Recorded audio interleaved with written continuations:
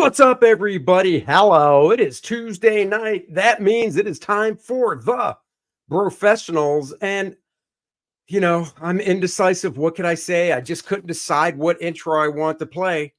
So I played all three that I have queued up because that is how I roll. And you haven't seen a few of them in a while. And Joe Bernardo's in the house, and he actually did the Friends one. So, figured I'd show Joe a little love by playing the one that he made. I'm sure it still stings about the Niners last season and stuff. So, I want to make him feel a little bit better by playing the intro he made.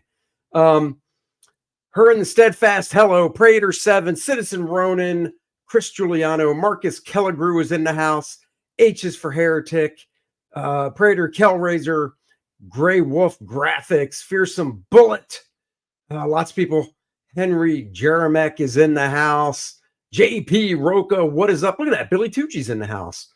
Fraga Boom's in the house. Quoth the Raven, Eric Boyd, Fox Mulder, Al Nickerson, Rooster, Rockatansky, all these great people in the house.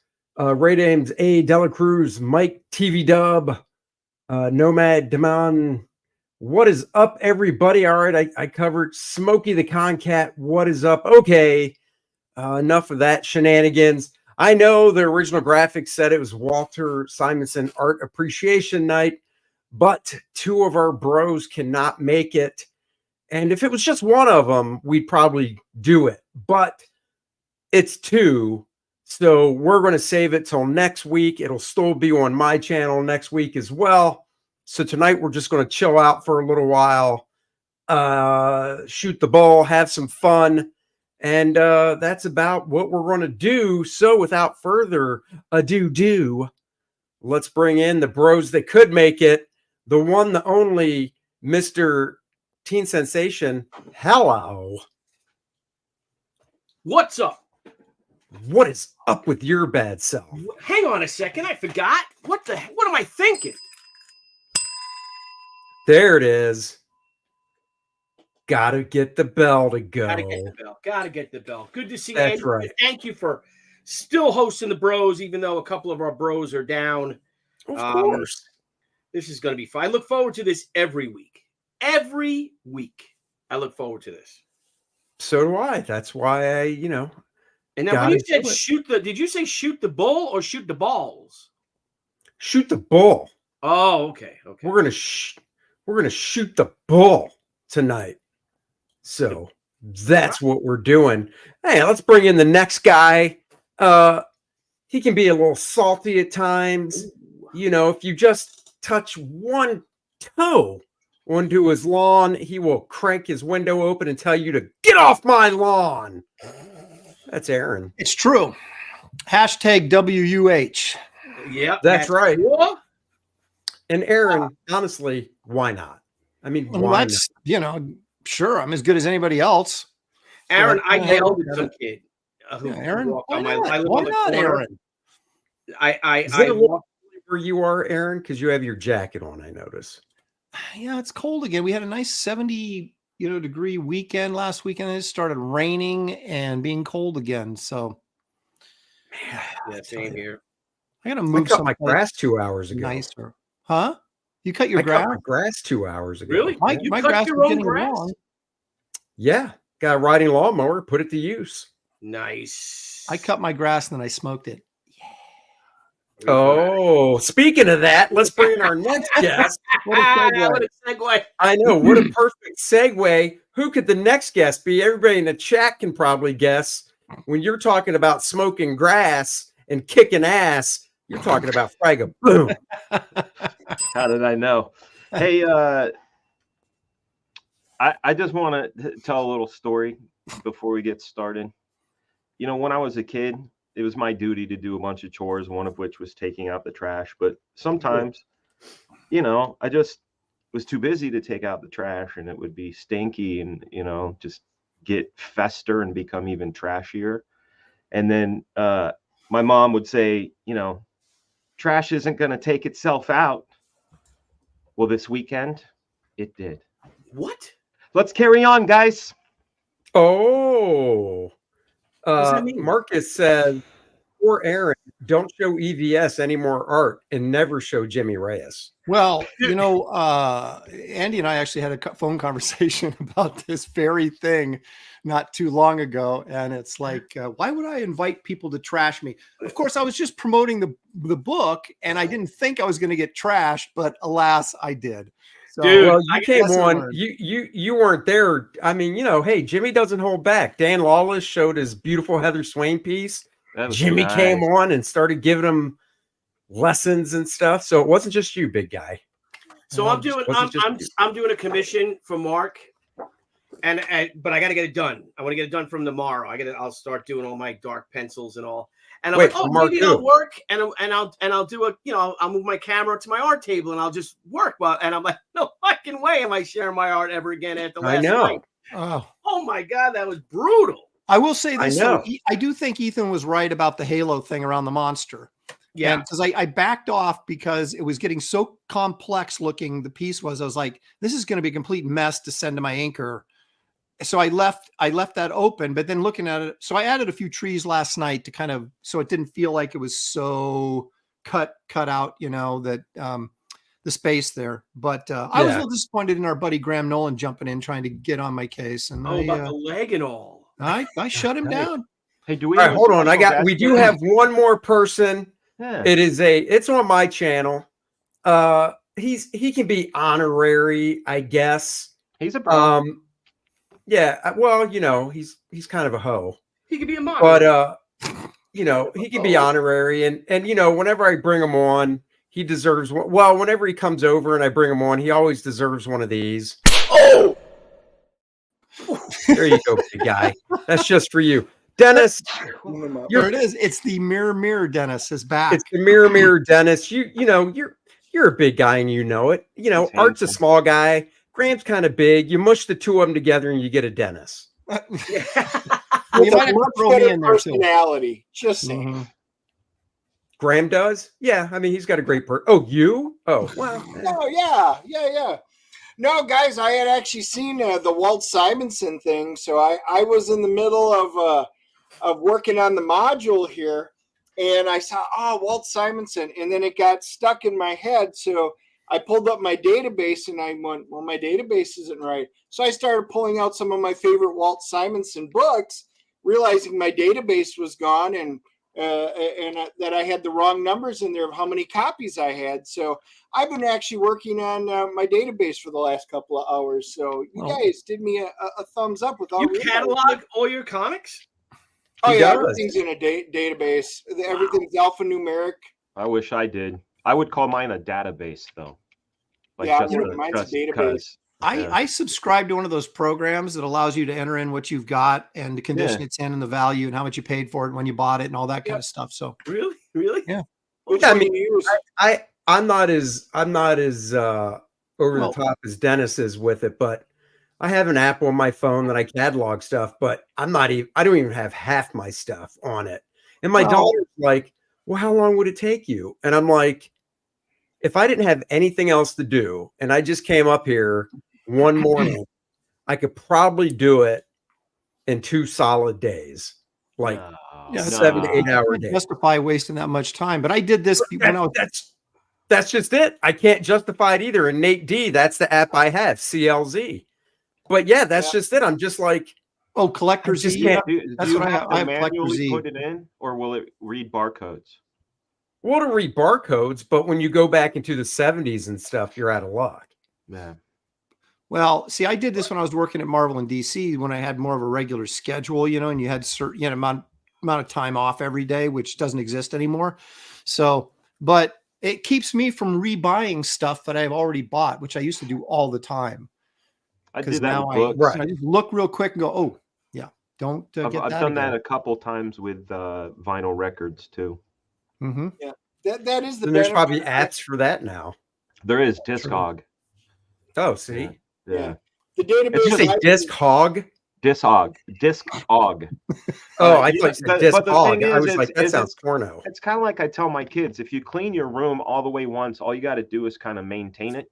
Right. So, like, I feel the same way with your catalog. I think that taking the big bite of having to get all of it in is a mother effer, but the Once scanning it's them done, in as it's you get done. them, yeah.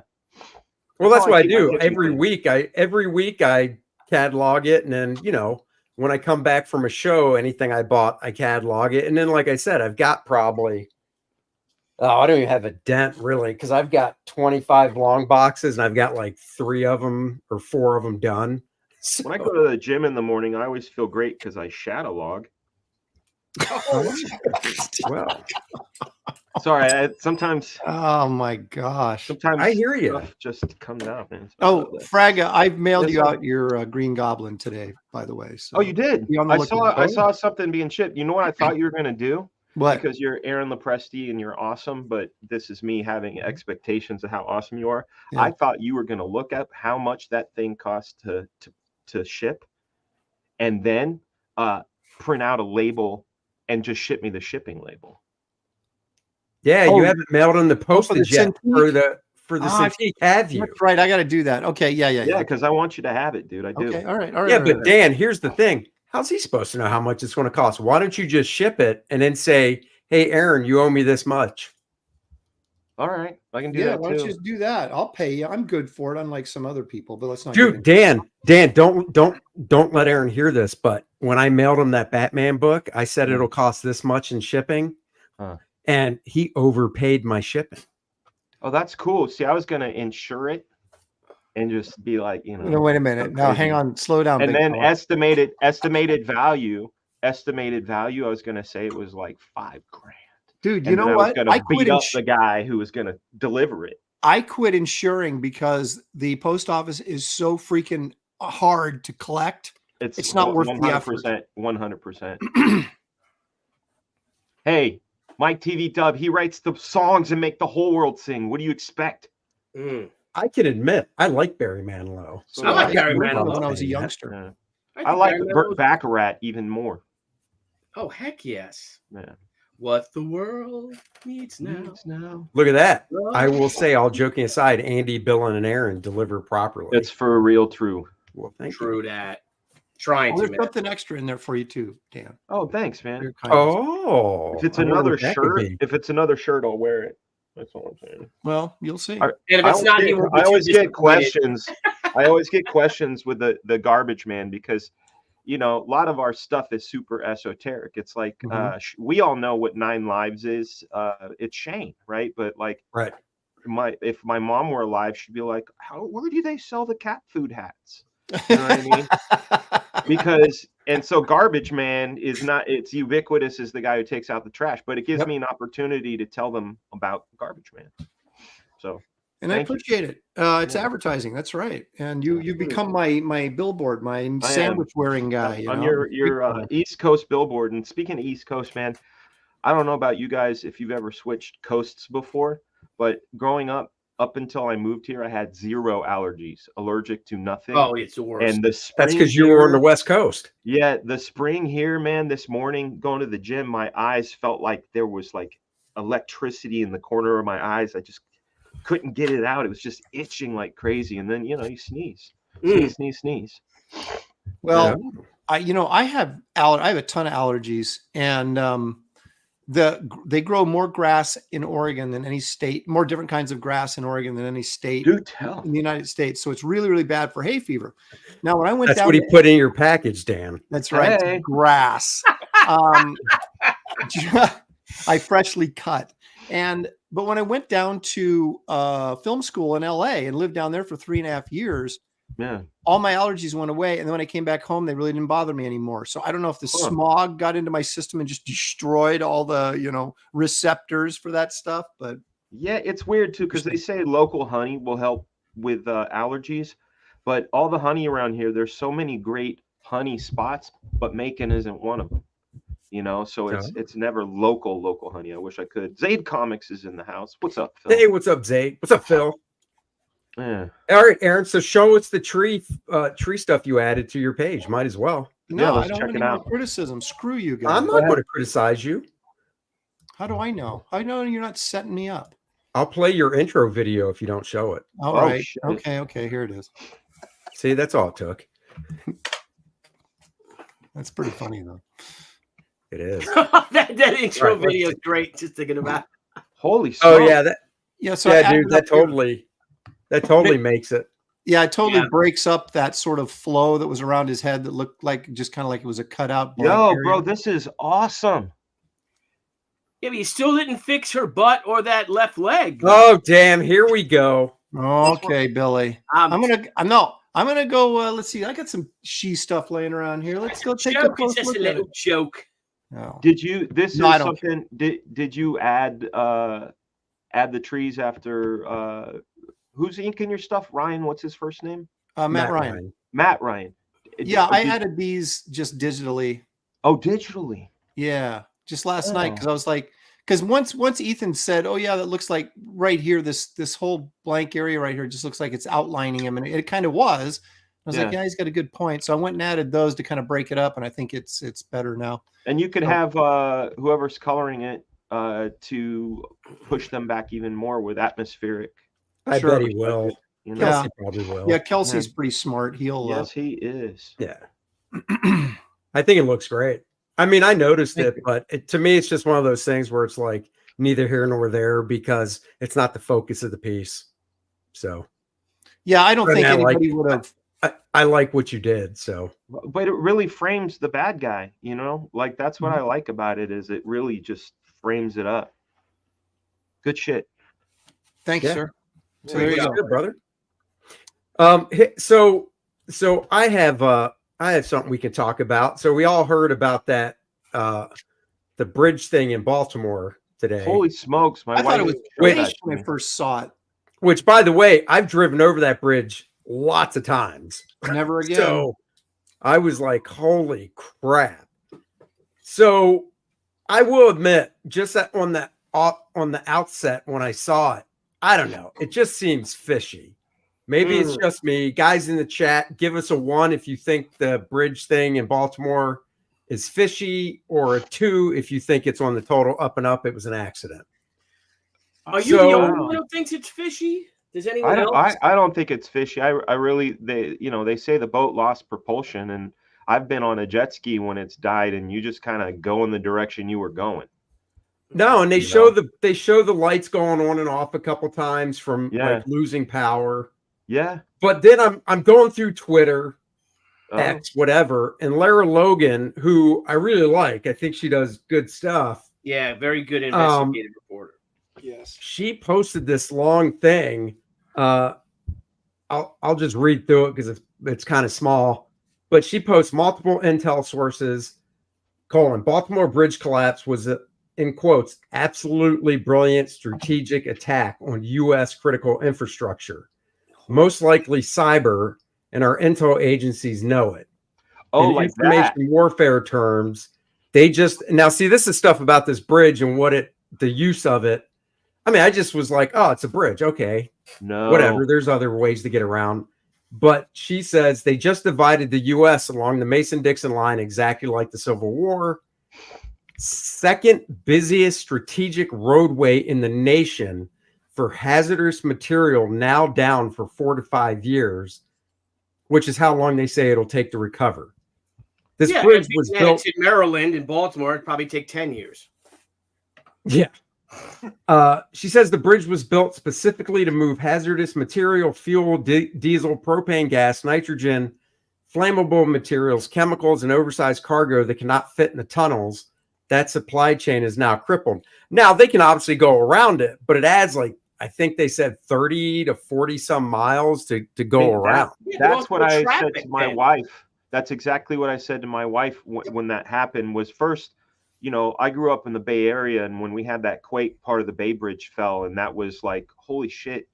First thing on your mind is how is that commute going to work? And then you have to ask, what is the alt route, and how much time does that change things, and how does that affect? What is the alt route if part of the Bay Bridge collapsed? I didn't even realize part of the Bay Bridge collapsed during that quake. Oh, it did. Yeah, it did. Yeah. Yeah, they you have to, if you want to get across, you have to do Golden Gate, which means that you, instead of going through Hayward, Oakland, and all that, you'd have to go all the way out to Marin to come back through the city or past the city, Daly City, and then get on whatever your route is. And if you were anywhere in between after the Bay Bridge, you'd have to double back. So it's, that's why the first thing I said to my wife was actually, were there cars on the bridge? And then because there were no reports about them hailing a Mayday, which, I guess saved a lot of lives because the enforcement was able to stop a lot of people from getting on. And I guess, so the people that are missing more are the construction guys, because they do work at night on the bridge to not mess up traffic and stuff. Right. It's like the Death Star, man. If you look at the photo, it's like, if you look at the blown up photo of it, that ship, like, it hit that support dead center on the front of the ship. Yeah. I mean, it wasn't say like Titanic where it was like, oh crap, turn, and just, you can't though. If your propulsion stops, you can turn all you want. When you're in a floating thing, just move in that direction. Going, you just move in that direction. True. Weren't there tugs escorting it, piling it out? No, and that's the other thing she brings up. So then she goes on and says the two critical components on that bridge are the two load-bearing pylons on each end, closest to shore. They're bigger, thicker, and deeper than anything else.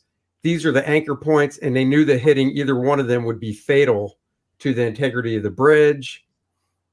Half a mile of bridge went into the river.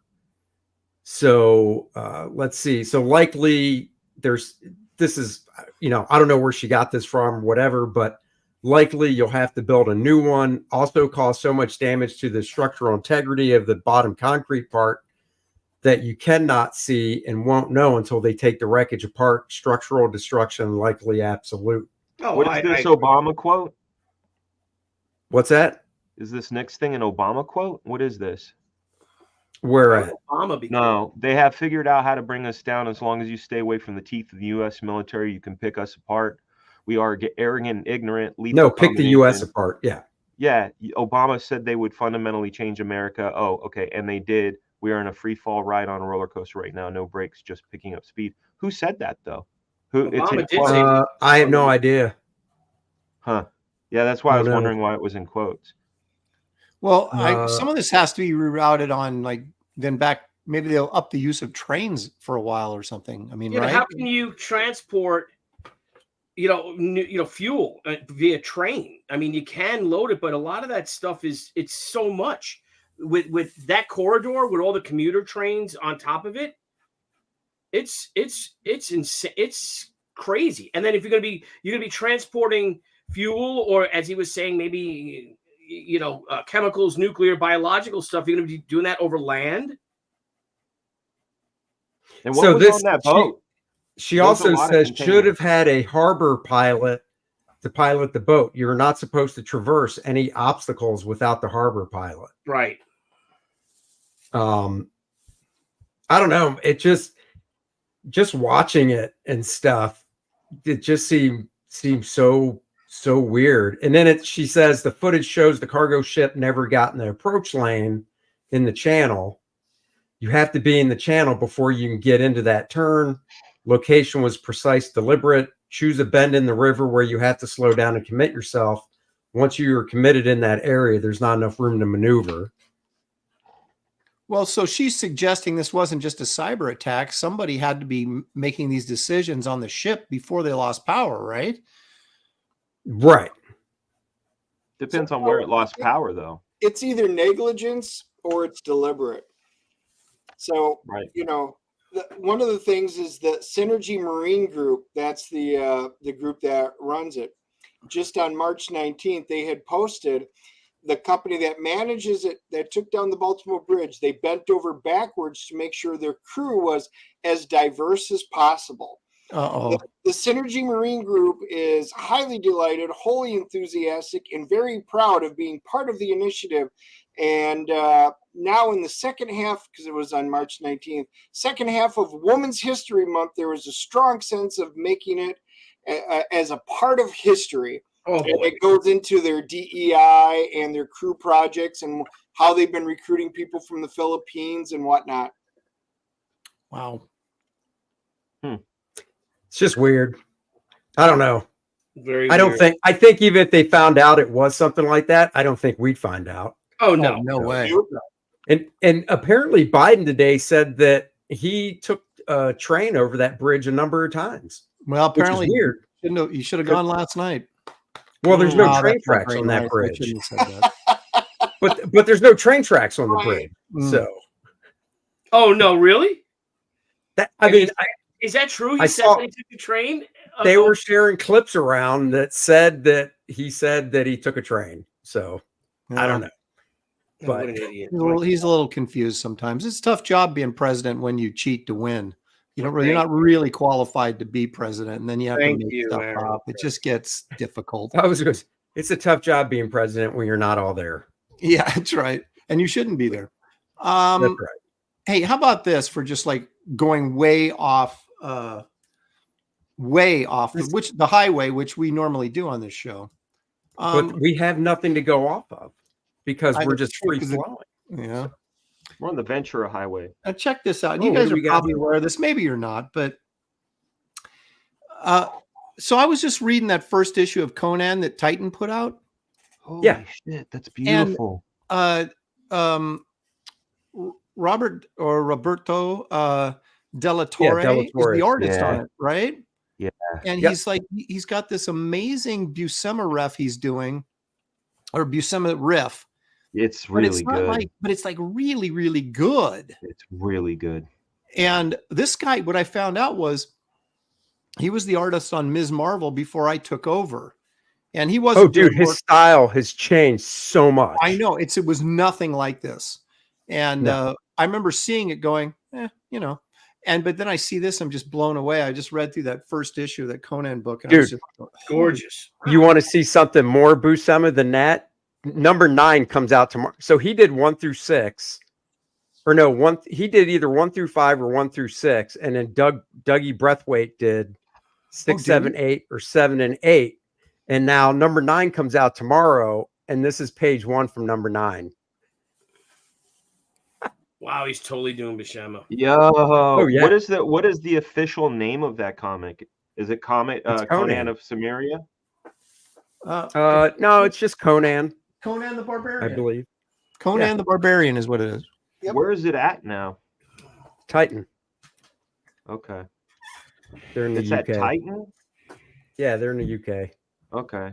But I mean, look at this stuff. Look at that. I mean, you show that to somebody that's not really as versed in comics as we are, and they might be like, did they find old Buscema stuff to print? That, you know what? When they showed me that, Right. they came to me to talk to me about doing covers for this, and then suddenly started ghosting me about 3 months ago. So you can read between the lines there. But when they showed me this comic, I said, did you guys, is this Buscema reprints? And they looked at it because I'd never seen this stuff before, but it was like just so good.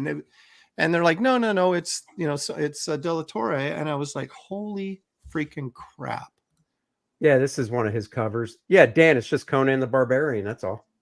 Okay. Yeah, I'm gonna have to find it because there's so many iterations. There was the Dark Horse version, there was the Marvel version. Oh, yeah. I think IDW had it, maybe, or somebody else had it. But Conan is not in the public domain. When did Conan first come out? It's actually in the public domain, from what I heard, over just not in the US. Because what's that publisher that's been putting out stuff? Well, they were just calling it the Sumerian or whatever. Oh, Robert, I think it was what's his name? Roberto Della Torre is the artist on this. He's a monster. Yeah. Here. On the cover. I think Doug Braithwaite is doing the ones in the interiors. Of what? Conan. The Sumerian books? This guy is. No, Breathwaite didn't do any of that stuff, I don't think. There's got to be there's some loopholes in all this copyright crap, because these people go in, like the Conan estate, the Robert E. Howard estate, they go in and re-up the copyright, so they don't lose I don't really understand how this works. Well, there was 2 types of Conan that they had to worry about public domain. There's an American one, and then there's like a British one.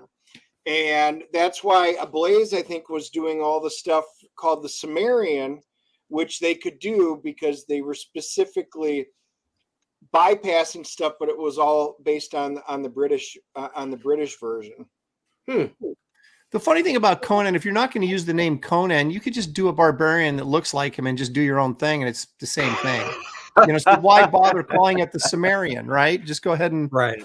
Unless they're using Howard's original stories. True. Which they might be. Look at I this never read piece. any of that stuff. Look at this. This is incredible. I know. Stunning. Dude, it's a good read. I mean, this is one of the monthly books that I still get, or I get, is Conan. So now and they just put out Savage Sword, a black and white magazine that Jusko did the cover for. Yeah. That's not as good. The artwork in it is fine, but it's not like this. Now, I think we should now criticize this guy's work. Look at this jacked up bicep here. Don't buy this, you guys. Look at that jacked up bicep. What? It is powerful. Jeez. And it looks like it's twisting back. You could feel the force, the weight of that axe, man. I'm just being silly because I love it. But okay, one more. Panosian did the cover #1. Yeah, I got the Panosian one too. I got 2 copies of it. Wow, this stuff's beautiful. I've seen only like clips and things. I follow him on Instagram, but doesn't that look like classic Buscema though? But it looks not only like classic Buscema, but like when John was on. Yeah, when he was trying. That's the thing. It's like that's what I mean. And there's like Buscema when he's there's Buscema when he's just going through the motion, and there's Buscema when he's really dialed in. And this is like Buscema when he's like really dialed in. Did you so Aaron, you just have the single issue of one? You should just get the trade paperback now. Oh, do they I never go into comic shops anymore. They got like wanted posters of me up on the wall. It's just saying you loud in the comic shop. They won't let me in. Send Shelly. Yeah, that's right. Yeah, she loves going to comic shops. I bet. That's great. There's our good pal World of Conan. He is fantastic. He's got a good YouTube channel. I could probably order the trade on Amazon, couldn't I? You could, yes. Oh, okay. I'm going to do that. It's either coming out or it's already out. I can't remember. But is there a Kindle version? I'm sure. I would imagine. Because I love getting both versions, and because I love to zoom in. Like that Art Adams book. Dude, that Art Adams book on Amazon now, $66. Oh, drop. That's great. That's a steal. I should get it. Wait a minute. I paid. Is that the regular edition though? For what? I paid $75 for the signed edition. Oh, you have a signed one. Mine's not. What are you talking about? You're talking about the Flesk one, right? No, we're talking about the big omnibus that Marvel put out. Okay. But I'll tell you, the digital version is great because they show his pencils and layouts 4 up, for a page, and you're able to make it. It's high res. You can make it as big as the original and really just take a look at it. It's good.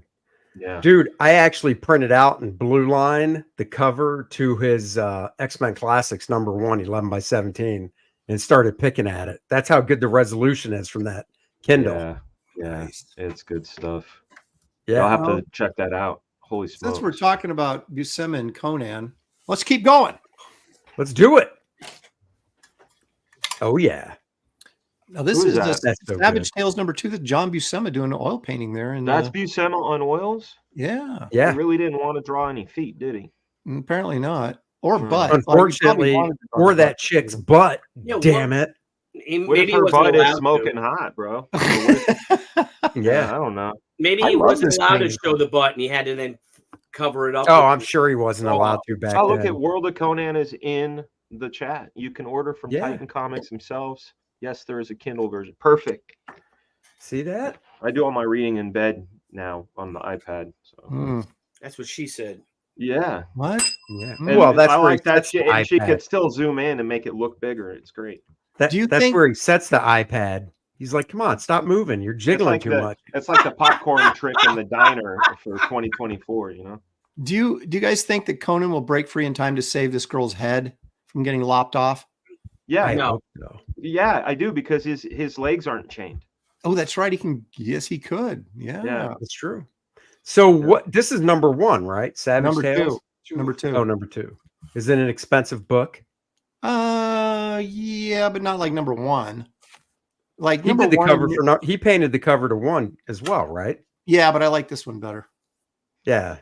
You know, the thing that's interesting for me and Conan is I've always liked him, and the book itself, but I have very few actual issues. The ones that I have physical copies of were usually like there's a Neil Adams one that's really terrific, and there's I don't know if it was in a Savage or one of the magazines or if it was in the book itself, but there was a Krusty Bunkers job over Buscema that was really stellar. Oh, I've got that one. That's a Kazar story. Are you talking about the Kazar story in Savage Tales? No. Wait, are you talking about Conan? You're talking about Conan, right? I'm talking about Conan. Yeah. Yeah, there is issue 44. Was there Krusty you go. Bunkers, I think. What I would is that Savage Tales or Conan the Barbarian? That sort of Conan. I would love. Dan's talking about Conan. Yeah. What I would love at some point, maybe we can do a show on this, or maybe we could talk about it now, because I do love Buscema, but there's such a vast amount of work. He was so prolific that in the Conan stuff, every now and then I'll flip through it and be like, yeah, Ernie or Alfredo overpowered it for my taste. I like real pure Buscema, and whether it's him inking himself, Sal inking him, or Neil and Krusty Bunkers inking him, that's when I feel like he looks the best. Do you guys have favorite issues that are just not like the ones I mentioned? They're kind of famous. Well, I like the Conans that Dick Giordano inked over Buscema. What are those? I got they're in the 40s, 40, 50 range. I like any issue that. Oh yeah, Billy, your camera's messed up. Oh shoot. I like any issue that John inked himself. Joe Sinnott inked 1 issue of Conan over John that I really like. But it was smooth looking. Oh yeah. Excuse me. Hello. And I mean that's pretty much it for me. But the Dick Giordano ones, they're around, they're like 46, 47, something like that. I'll look for them.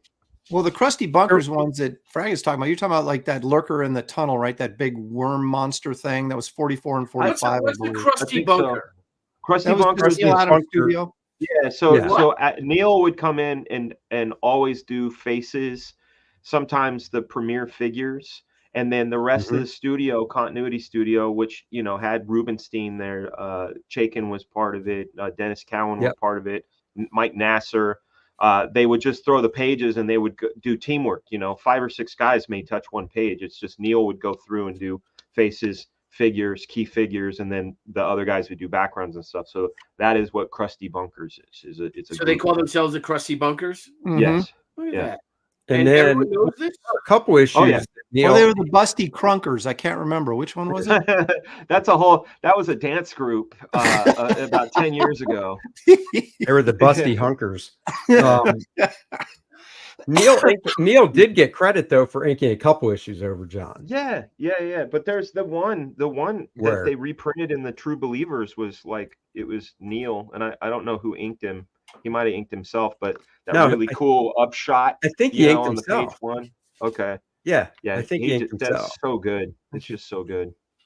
Yeah. Let's give a quick shout out to our good bud Joe Jusko on this cover. Yeah, that's beautiful. Yeah, no, that's great. He's been helping me along in my painting career, giving me free advice and tips and stuff, which has been greatly appreciated. I love Joe. Cool. I like forever and ever, but why is that horse all spread eagle back there? Dude, there's because he did he slice his wanker off? Maybe I don't know. Hey, maybe compositionally it's cool, but it's really strange. Joe, explain. Let's call him. Joe, what's up with that? Whoever the art director was just said make sure there's some dead horse back there, and he's like, okay, but he heard it wrong. And missed the deadline or whatever, or just hit the deadline, and then he's like, fuck it. Oh, is actually Joe actually did visited a Korean butcher. They were butchering that for meat, and actually and saw a dead horse, and actually took a photo of it. That's from a real dead horse. He told me that. Oh. All right, I got something for you guys. I bet I've never seen.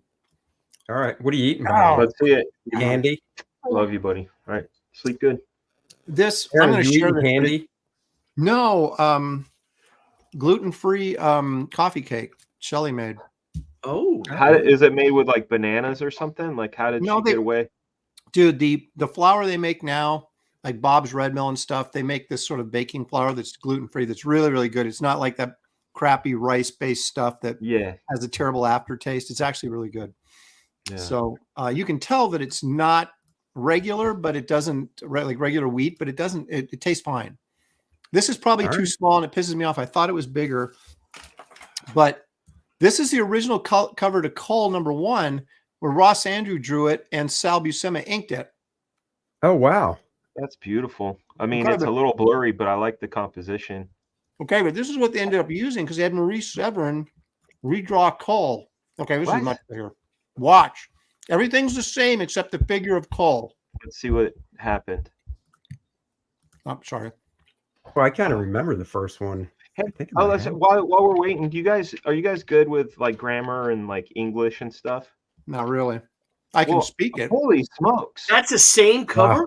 Yeah. Well, look, the king down here, the dead guy down here is exactly the same. All the guys in the background are the same. The chick is the same. They just, if you can see, look at it's cut and pasted out. Yeah. Wow. Okay. So that's like a stat. She redrew Call, Marie did, and then they cut it out and statted it on there, or pasted on the original. I don't know. Well, you can see the lion heads pasted on too. Or wait, is that part of the figure? The lion head here? Oh yeah, it looks like it is. Yeah. Well, they had to cover up the rest of the Call that was already on there, right? So right. Hey, how do you guys make something past tense? Like what? I don't know, like happen. It happened. You add ed to it, right? Like if you want something past tense, yeah, you just add ed to it. That's awesome. I love the English language. Okay, it seems like you're trying to go somewhere with a joke, but I'm missing it somehow. It's going over my head right now, bro. It's fine. Is it adding ed? Yeah. Like erectile dysfunction. Dysfunction to it. You know yeah. But so that's all the past. It's called subliminals, guys. It's subliminal. I got it. I knew where you were going. That's all, and so that's all in the past. Your ED's all in the past now. Mm-hmm. Right. Yeah, it is in the past. Thank you. So, Aaron, are you going to go see Kong Godzilla? Maybe, probably. Anytime there's a big monkey in it, I'll probably go. Dennis and I will be seeing it on Thursday night with Bud Root. He's actually coming along too. Hey, do you know what they call ecstasy on the streets? No. They call it Molly. And like when you take a Molly, you take a Molly, but I've seen it at a certain case where a Molly took a person. And it's awesome. Oh my gosh. This call cover's so good, man. Kick him. Drug culture references go way over my head. This it's fine. I know. This is my favorite Barbarian series. I like this better than Barry Smith's Conan. Was the Severin. Marie did the pencils, John inked. Although the very first issue, Ross Andrew drew it, and it was inked by Wally Wood, and it's spectacular. Yeah, by Wally Wood. Okay, I do that. When was the decision to add the tiger in there? Because that's a major element that changes it too. The whole energy of this cover. Well, Aaron said it was they had to cover up that original figure. Well, I mean, that's why they pasted on some of it, but you can tell that some of it is pasted on with Call and some of it isn't. Because there was a big empty space back there on the Ross Andrew one, so I think they just drew it in on the cover. But you're right, Munster. You're right. Man, I like that. Jazzy, Jazzy John Romita was he was the art director, wasn't he, at the time? I know he was for a fact. He was. In books for 15 cents. He was the art director at that time, way back then too. I think so. This would have been 1971. Okay. Because I know that Plug told me that on call number, was it 10 or 11? That great cover where Plug did the one issue. Oh, yeah. It's 11. It's 11. That Romita went in there and on his original art and cut the axe out and bent his arm so it wasn't, and pasted it back on. I remember he was still pissed about it. They didn't stat it, that they actually cut the original artwork and bent it. I saw that he was hanging on his wall. I saw it. Oh. And he said that that was Romita. So that would have only been less than a year after this. Yeah, there's all kinds of wacky stuff happening. Like that sword in the foreground is gigantic. The guy on the ground is Perspective's not exactly right, but I still love it though. I mean, it's got a really good vibe to it. This cover is far superior, so you got to give. I mean, Romita had a great eye. Yes, they treated this stuff like production art. You know, they didn't think about it, and well, at the time it was. Now, okay, I'd never read Cole. What it says from the creator of Conan. Right. How was he different than Conan? He was actually a king, and he took place in the era before Conan. Yeah. And so he was like before Atlantis sank, basically. He was an Atlantean and he became king. So he's this barbarian king, but everything, at least the first 10 or 11 issues of the series, he was the king. And so he was like all of his adventures stemmed through him protecting his kingdom as king. Then, because the sales were low on it, they just cut him loose and Thulsa Doom came in and took over his kingdom, and he became a barbarian like Conan, and then he became a second-rate, Conan. And that ended up failing. It got canceled after 20-some issues. But I always liked him, the barbarian king aspect, because he had to control his barbarism and had the responsibility of this kingdom that he was taking care of. So I like that dynamic that we didn't get from Conan, although Conan eventually became a king too, but not during his younger days when he was out, Red Sonja-ing and stuff. That's right. To do when you're young. That's right. Having a little bit of the red tide. Yeah, dealing with ED and all sorts of things like that, right? Dave? That's right. Conan never had ED. Never. He might have had PED though. That's post-ejaculation depression. I call that the need to take a nap. Right. Oh my gosh. That's all. That's right. Oh no, I get it. This is what happens. This is what happens when. This is what happens. It is. It totally is. Oh damn it! I was going to. There was something I was going to bring up, and then Dan totally threw me with that. You son of a. How are you? You son of a bitch. How are you? I'm here to supply content today. To crush your enemies. Oh, I got something I can show you guys that I never knew. I listened to a Rob Liefeld podcast. Wait a minute, Andy, show this first. You lousy son of a. I'm back already. I grabbed what I need to get. All right, here, let's see. See, there's a Cole. That's by the Severins, right? I love this artwork. Yeah. And, here he is hanging out with the Picts. I think this is Conan number 2, or Cole the Conqueror number 2, doing his kingly duties, being an emissary to these tribe, and they end up fighting. If this is Cole number 2, was this color that somebody just converted to gray, or did they do gray? I just grabbed it quick. Okay. I knew I was under pressure. I get it. Yeah, it was colored book. No, that's what I thought. I thought it was. No, so what I never knew that came out, and like I said, I was listening to a Rob podcast. Oh, there we go. Look at that. Aaron, have you guys seen this? Now, this collects all 28 issues. Dark Horse put it out. Oh, I love that series. Oh my gosh, dude, man, that's big. It's all black and white. Who drew that? That's beautiful. Oh, you have this? Yeah, Gil Kane, inked by Rudy Nebres. Oh, yes. It collects all 28 issues in black and white. Mm-hmm. I've got it. I never knew about it, so I got it used for like $30 because I mean, it can go for higher than that, but yeah, I mean, there's just some great stuff in here. Because it's not all Gil Kane. There's Dave Cockrum's issue. I don't know. Yeah, there's one issue of Cockrum. Rudy inked it. Miller. Yeah. But most of it is Gil Kane and Rudy Nebres. Actually, I think didn't Cockrum ink one of the Gil Kane issues too? I think. Did he really? The first one? I think he did. Yeah, it might have been the first issue. Look at that. You'd never know that that's Carmine Infantino. Is it really? Yeah, it's inked by Rudy though.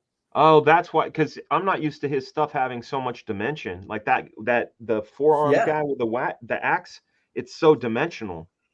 Yeah, dude. I'm such a big Rudy Nebres fan. I know he overtakes all the artists that he works with, but I like his style so much that it doesn't matter. So do I. I like him over Buscema because Rudy's work, his figure work is really wonky and inconsistent. Sometimes you get a really nice piece. Sometimes it's weird. But if he inks over someone that has a really nice structural drawing, his stuff is fantastic because it's like Rudy Nebres, but always well drawn. That's why he's so good over Buscema, or at least in my opinion. Yeah, in my opinion, counts. At least 50% of the show, or pardon me, 20% of the show. So 20. My math. He drew a couple issues. What was it of King Conan? I think pencil and inked a couple of those, and they're just. One starts with a splash page, I think, when Conan's on a horse and he's rearing back or something. It is fantastic. Fantastic. Are you talking one of the Buscema Nebres ones? No, it's all Rudy.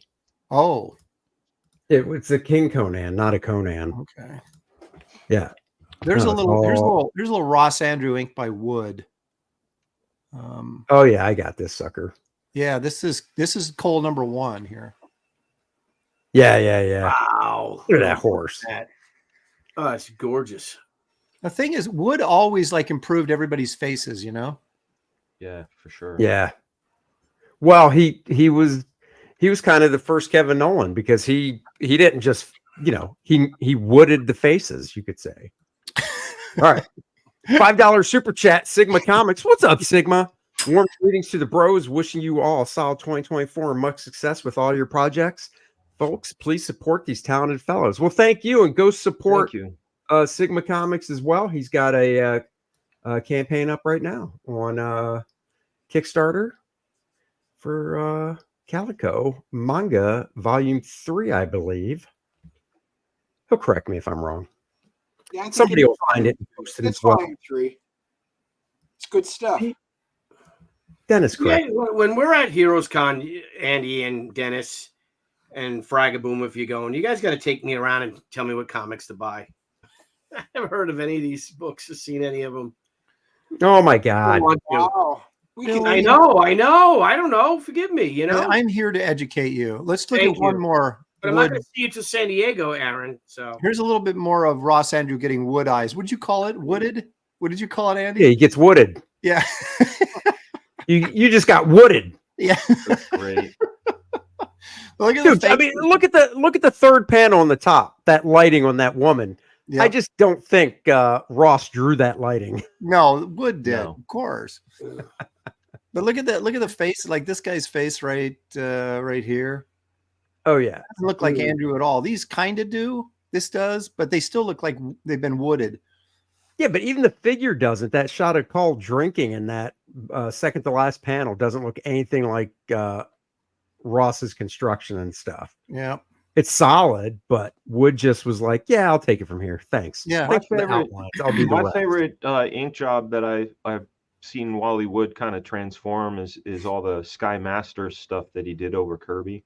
It was just such a tasty combination. That is interesting. I really feel I have it if you want to take a look at it. Actually, I wouldn't mind seeing that. Okay. Let me pull But before we see that, I'll show you one of Dennis's favorite covers. It comes out tomorrow. I gotta feel there's a joke in here someplace. It has his favorite character on it, Phoenix, and it comes out tomorrow on a #1. And the thing about this cover is it's weird because it looks like it's her time of the month. Oh my God. She's using a Phoenix Force, apparently. What? Wow. Oh wow. Why'd they do that? I just can't. One, it's like it's gross. Yeah. Two, she's he referenced a chick in a really, I guess, laid out sexy pose because I'm just not getting. I don't know the feeling he was trying to go for with this cover. Who is this? Brooks? Who is this? Yeah. The only way I see that working is if she was sort of more, like when kids do snow angels. If her head was where the bird head was and her arms were laid out, it would look like her whole body is doing that. But since the majority of it, and if you had a vanishing point, like if you go to where those things are saying they came from, right? Yeah. Sorry, Mark. Not a success. There is a reason why I have stopped buying the new X-Men comics for the last few years. Is it? What is your reason? Dude, the story's terrible. The art's bad. They do not have any care for the history of the characters. And admittedly, when they took up writing and stuff, they've admittedly said, "Oh, we didn't read any of that. We're telling you our story with them." So, and it shows. It shows. By the way, real quick, I would butcher your name, so I'm not going to say it, but you're right. I have those mini Atari Force comics. Well, actually, I'm missing a couple of them. He's taking a shot at me. No, I love those mini Atari Force comics that Ross and Gil Kane drew. They're awesome. You just have no. Oh, shut your mouth. Shut your mouth. I'm anti-Atari Force. I don't care who draws it. Oh my God, it's so good because they're in costumes that are totally different from the comic book that Jose drew. Any comic book based on a video game is bad. That's just my take. All right, here we go. This is by the King and Wally Wood. They go through this is what's really great in this particularly is look at this is the outlining that Wally did. So take a nice look. Let me blow that up some. I was just about to say, let me make it fit to width, and we can look at it. I always am told I should make it fit the width. Yeah, you should. I should. I just have a hard time doing that. Yeah. So this was what Wally would do on Kirby's pencils, and then what do you say? He wooded it. So this is what the stuff looks like when he would hit up Jack's stuff. But this is the pre-wooding. So this is what the stuff looks like when it's wooded up. But let's go to those actual pages because those were these pages. are a newspaper strip, right? Yeah. See, this is some of the stuff we just looked at. So this is when Wood. Go ahead. Do you think he took a pencil to it first to do all the lighting? Or do you think at this point Wally was just like, nah, I don't need to pencil this lighting in? Who knows? He might not. He might be just that prolific. I mean that skilled. But what year was this? This is pre-Marvel or at least pre-FF. Let's see. What did it say? Sky Masters. Kirby's first personal nightmare came on 1954. Senate opens its round of So that was the seduction of the innocent stuff they're talking about. Let's see if they get into it. Looks like 57, maybe 56. Oh wow. February 57 book featured the Challengers of the Unknown, which is Kirby, as we know. But here, below and opposite, Wood inked as much of Kirby's pencil as he felt secure with and then added his own special brand of lighting. These are examples of the work before Woody began to spot blacks, November 1958. Hey, Dan, can you send me that? Can you share that file so I could? Yeah. See, I have 4 volumes, right? So I bet I have it too, don't I? You certainly do. It would be in the folder called Old School Comics. Nice. But yeah, this is Kirby and Wood too. But it's like he used Kirby as just like a base structure and then just went off. You could see Kirby here. Can you see my Yeah. You could really see Kirby here, but this is very Wood. This whole gesture here and just this composition is very Kirby, But this was, to me, I think we talked about this in one of the professional. That's very Kirby too. One of the professional episodes, but like, it's something that I consider tasty combos. It's like, when Todd McFarlane would ink Rob Liefeld, there'd be this like third thing, and that's what this stuff feels like. It's just it's its own thing, and you can see both guys, but it's its own thing, and it's just fucking great. Yeah, it really is. I would have loved to have Wood have inked my work. It's unfortunate that we had Rudy Nebres do a cover over you, so be quiet. I did. Well, it was a pinup, but yeah. Oh, whatever. Was it printed? Yeah, I think so. But I got the original, so that's all I wanted out of it. I know. One day you keep saying you're going to show it, but you never do. I've showed it before, haven't I? Look. Okay, give me a second. I'll find it. Oh my God. Good Lord. $5 from World of Conan. Thank you very much. Have you guys seen the new Fire and Ice comic? Great art by Leonardo Manco. Yes, I have seen it, and I agree. I think it's really nice looking. I haven't seen it. I haven't either. Art of Voice said Dennis fell asleep. Fire and Ice comic. Yeah, it's writing that, right? Or? I think I already put my copy away, otherwise I would have brought it out. Yeah, Bill Willingham's writing it. Oh, he's writing it. Yeah. Bill Willingham. Yep. And then Leonardo Manco. Bill's one of the good guys. Drawing it. It is really nice. Oh, look, the one called Tegra or Tigra? Fire and Ice Tigra? Is that the one? Yeah, somebody dig that up while I'm showing those. So you don't have a scan of that? Huh? You don't have a scan? I don't know if I have a scan or not. Well, why don't you scan it and post it? Then I can grab a JPEG. Okay. Of what is it? That's Aaron inked by Rudy Nebres. Hold on, let me take a look. Oh wow! Holy shit, man! Now I did everything in here because I knew what he would do. So I put a lot of the lighting in there, effects and stuff, because I knew he would do it anyway. Yeah. So I drew it to accommodate, and he still redrew all the anatomy. Mm-hmm. And the only thing that I don't like is he redo the girl's face, and my face that I drew was prettier than his. Yeah, you draw very pretty faces. But other than that, I just wanted him to go nuts. And the funny thing is, down here, I had the perspective put in, but I kind of was very loose with it, and he fixed it. That's right. Oh, no way. Yeah, he fixed it. You know who I would love to get inked by from that era is Alex Nino. I think that would be a lot. Oh, yeah, that'd be trippy. Yeah, that would have been cool. When did you do that, Aaron?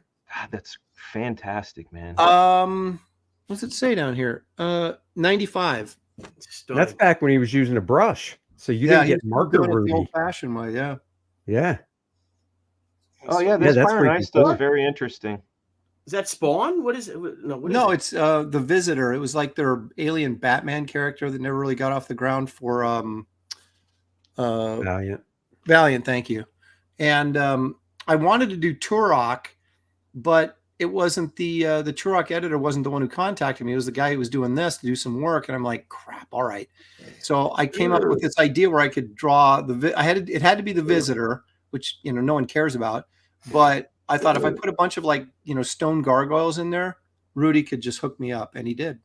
Beautiful piece. I'm so jealous. That is awesome. Yeah. So I'll scan it.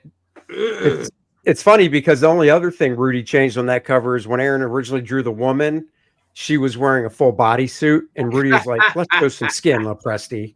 So he put her in a dress. I think he redrew the dress completely too, but I don't remember. Rudy's like, "What's with this guy? She's got a turtleneck on and pants." Well, it's funny. The editor didn't like Rudy because Rudy was always like he's kind of a grumpy old man.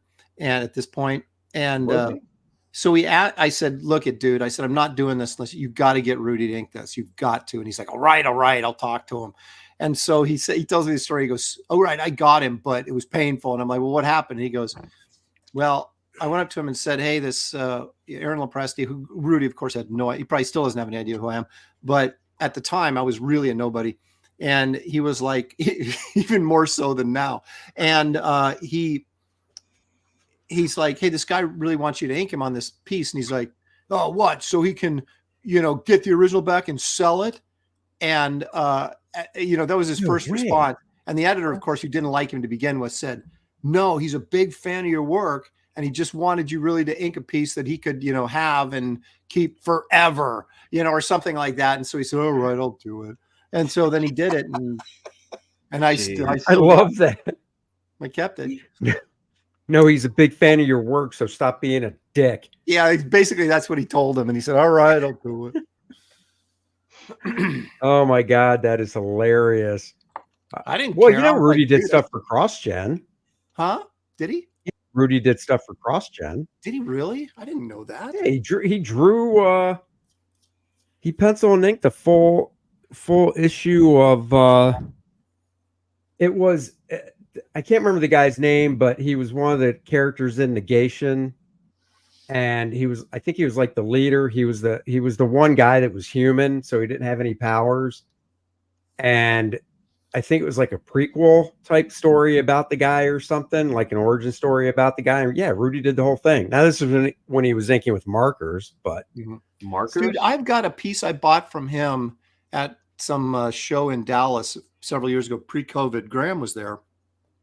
And I bought a piece from him that was all Sharpie, and you wouldn't know it. Sharpie. All right, I'll get it. Hang on. I was going to say, sounds about right. I couldn't ever, man. I couldn't ever. Ray Dog, we go back 30 some years. What's up, Billy Ray? He might have done something sigil as well. Dude, check this out. This is all Sharpie. Are you ready? I'm ready. How? Oh, yeah. I don't know. But wait, like the big thick Sharpie? Or like no, fine. And even this stuff back here, I don't know how he did this. Mixed it. Wait, this is 100% him, or who is this over you? No. This is him. I went through his portfolio and found a piece where I thought the anatomy worked and everything were good. The trees and rocks. I mean, she looks great, but those gnarly trees and rocks. Yep. Oh my God. Oh, dude, he's great at that stuff. Yep. Him and Nino too. That's Nino the other guy that's really good at it. They're the Filipino guys. They had like a thing going. Yeah. Oh, I got the wash back there is gorgeous too. Yeah, but you could, when I took it out of the you can't anymore. But when I took it out of the portfolio, I could smell the Sharpie. So oh yeah, his wife goes, "Yeah, that's all Sharpie." I went, "What?" Yeah, you got to put that in something protective, buddy. Like, it's in a sleeve. It's in a acid-free archival portfolio sleeve. Yeah. Even the background looks holographic almost. It's like almost if you were turning it, it just has that really cool illusion. Yeah, I think I paid $350 for this. That's a steal. Wow. How long ago was that? Roughly? Wow, man. 5 years ago, 6 years. It was probably like 2 years before COVID. So what about 2018 probably? I think Rudy's like what, 86, 87? What? He's old. Actually, I have a piece that Nino inked over me too. Wait, Nino inked the piece over you? What? Dude. All right. So I'm at San Diego. And I'm talking to David Williams. He shows me this Batman piece that Nino did. And I'm like, this is freaking awesome. I go, his structure usually isn't like this right on. He goes, dude, I penciled a piece and gave it to him and had him ink it. And I went, that is genius, because then you can get exactly what you want, right? And he'll totally take it over, but you get exactly what you want. So let him take it over, dude. He's so I know, good. But that's why I want him to ink it. But sometimes, like I said, these guys get kind of janky. Sometimes you're not sure what you're going to get. All right, here we go. Yeah. Oh, wow. Wow. Yeah, dude. Look at those arms. Just he carves, That is cool. This looks, other than just the zombie coming out with the gravestone, he even changed the tree. But it was like, did he? I could see it. Basically, if I had given him like an outline with no detail, that's about what's left of what I drew. but it's so freaking cool. It's like I wanted him to do a zombie so bad. I just like how he signed his name above yours, and he signs it and it says over Lepresti. No, and it is. No. Dude, I signed it and he didn't even, I think he erased my name or something. So I put it over there anyway. That's me. Oh. That's my signature after. Let's say 04 or 09. It's 09. Okay. Wow. Dude, I think you could swing that into being a Wraith of God cover somehow. Well, special variant. Why not? I don't know. Yeah, if I did a zombie issue, sure. Billy's always thinking. Wow. He's still doing, I mean, well, I haven't seen him in a couple of years, but I still think the stuff I saw most recently of his at San Diego, and he's in his 80s, was still like killer. Yeah. Does he live over here or is he in the Philippines? I think he's in the US because I see he does a lot of cons, or at least used to. I don't know. Well, I know Rudy's over here. Yeah. Rudy's still probably in the New York area, isn't he? Because he always used to do those Penn Station cons. Yeah. Yeah, you would know, Teen. You're always over there. He's always been very, very sweet to me. Very. Yeah, he's always really nice to me too, except when I wanted him to ink me. He got a little salty. You should take it up to him. Go, hey, you remember inking this? And he's like, oh my god, that guy was so young. I had to redraw everything. You're like, oh yeah, I drew that. But you're right. Yeah, it was great. I mean, I didn't care. I just wanted. Yeah, no, he's definitely a guy that I would like to have ink me for sure at some point. I think that'd be cool. But his stuff really isn't that expensive, his original art either. But it's tougher finding the pieces you want, right? Because he did a you remember when he did Doctor Strange? Yeah. He had a healthy run on Doctor Strange. There's an issue apparently Rudy did 4 issues for CrossGen, according to Wikipedia. Okay. Probably right. I probably have them. Rudy did I should just buy the comics and I could find them all, but because they're dirt cheap. But I think they're in the 40s or something, 40s or 50s, maybe earlier than that, maybe in the 30s of Doctor Strange. But there's an issue where he fights this dragon that comes out of this portal, and it is freaking awesome. And I just desperately want one of those pages, but I've never seen one for sale. I just don't know. When they gave him work, they just must have been like, yeah, it's not scheduled, because we know that, because he's not a guy that back then you could be like, yeah, we need this in 4 weeks. You know what I mean? Right. That's probably why he inked so much. Right. Because because he was more reliable. Yeah. I mean, but even inking wise, I mean, it's just like, was he that bad? The amount of work he puts into the inking looks like it would take forever. But he's fast though, too. Those guys are fast. That's what I can't figure out is how in the world can you produce that much line work in a single panel and just, I thought they were actually, maybe I'm wrong, but I thought they were pretty Henry brings up the Deadly Hands of Kung Fu that Rudy drew. Yeah. I like that stuff, but good Lord, Danny Rand, because I believe it was Iron Fist in those. Yeah, it was Iron Fist, right? He did a lot of Iron Fist stuff. Yeah, how skinny was that dude though? Yeah, I know. He drew him he was like 6'5" and 140 pounds. Dan, are those on that hard drive? Do you have those or no? What's the name? Give me the precise name. Deadly Hands of Kung Fu. I believe I do.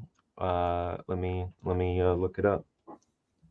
Dennis, do you own any of those magazines? I'll bet this is it right here. Not of those. Nope.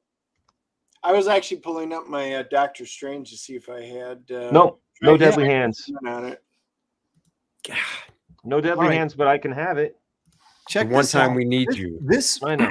This is probably the issue I'm talking about right here. It's a golden cover, but you can see the dragon here. Hold on. I want to see. I'll bet that's the issue I'm thinking of. Oh, that's gorgeous, man. Let me look. I don't know. 42. I didn't even know he did that cover. I didn't either. I just found it looking for that Rudy Nebres pages. You're talking about the magazine? What year was that? There were 33 what year of them, was right? that? This would have been what, 40 cents would have been early 80s. It would have been probably 1980. Yeah, because 79 they had the still only 35 cents. Oh, speaking of that, Dan, I picked up a copy of that Marvel 2-in-1 number 50 that had the oatmeal thing versus the regular thing that burned. Oh yeah, what condition? 9.4. It's not slabbed. Did you get it slabbed? No. I just got it. but I got to get it in high grade, man. That's how I roll. And so, yeah, I looked through the whole thing. I did an unboxing video of it. Actually, it was really fun stuff. Oh, is that what that? I haven't watched that video yet, so that's what it was. Yeah. Hey, whatever happened with that book you got? Because I did watch the unboxing where you were just raging. You unboxed it, and you're like, "This isn't the pic. This doesn't look anything like the picture." Oh, because it was destroyed. The guy did horrible. Oh, I got into it with that dude, and then he starts saying, "I'm an old man. This is only my only source of income," because he didn't want to refund me. And I'm like, "Then learn how to box your comics, you idiot." And then we just went back and forth. I finally ended up, he guilted me so much, I just let him keep the money. And I said, okay, fine, just keep it. Screw you. And that issue you showed, that's Gene Colan on the inside. This one is? What issue of Deadly Hands are you guys looking for? Oh, I have no idea what the numbers that. Well, I bet one and up. I bet Rudy was in all of them, wasn't he? I don't know. Try number one. But yeah, this is Gene Colan and Dan Green. When did Nebres do his run on there? How do we find out that? There's got to be a way to find that out. I'll just keep looking through these issues and see. It might have been in the 30s. I didn't even know Golden did these covers. He did 43 as well. That's what I'm saying, is a happy surprise. Well, he did like 2 issues, right? One is that great issue that Terry Austin inked, and the other one Craig Russell inked. But I think it was a backup story, but in the it's like 47 or something like that. I don't remember. But the he did 17, 16, 14, who, Nebres? 13, 12 on Deadly Hands. Oh, okay. Let's see. Oh, I found a Rudy cover. Let's see if he did the insides. Nope. Tom Sutton, P. Craig Russell. Well, that's a weird combo. Craig Russell actually was a pretty good inker. He's a tremendous artist. I picked up over the weekend the Marvel Fanfare that Plug did that P. Craig Russell inked with the Weird World story. Oh, yeah. You know what I'm talking about? Yeah. Yeah. It was number 24. Well, you guys know that that very first Weird World story, which was Marvel Premiere 38, that Plug drew it, but Nino inked it. I got an original page from that, but that was killer. So you got Plug inked by Nino. I mean, come on. That was just crazy. So I found a Doctor Strange by Alan Kupperberg inked by Rudy. I'm still looking. Dan, if you can find Deadly Hands of Kung Fu 12 or 13, I'm working on it. Those are strictly him, because a lot of times he's in. You said 12 through what? 12 and 13 are strictly him. He does all the art working on it. Working on it. Oh, somebody says Doctor Strange number 20. Let's see.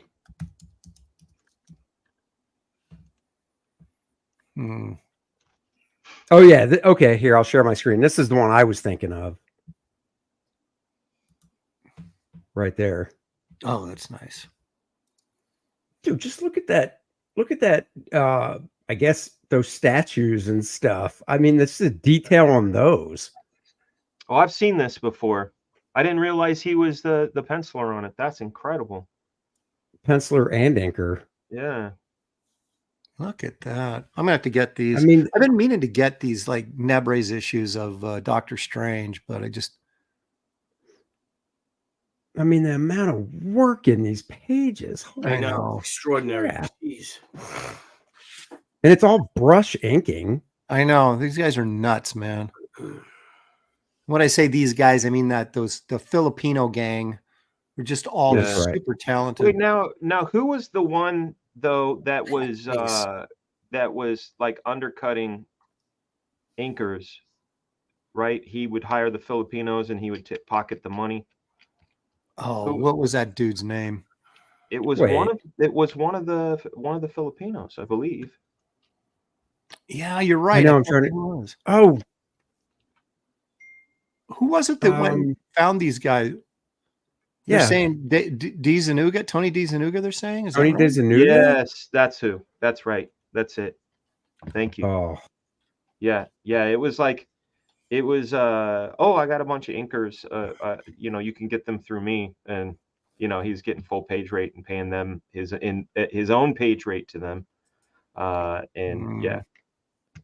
No, you know what they say: if you can't rip off your countrymen, who can you rip off? That's true. Look at the pose of what's her face there, Clea. It's gorgeous. Isn't that her name? It's gorgeous. Stunning. All the extra work, all the stippling and the yeah. Just say, unless he has the art, this stuff's got to be out there. All right, let's look at number 22. Yeah, him and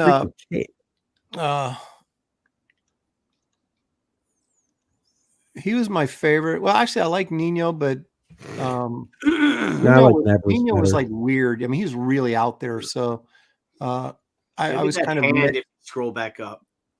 No. What? Oh, wait, what?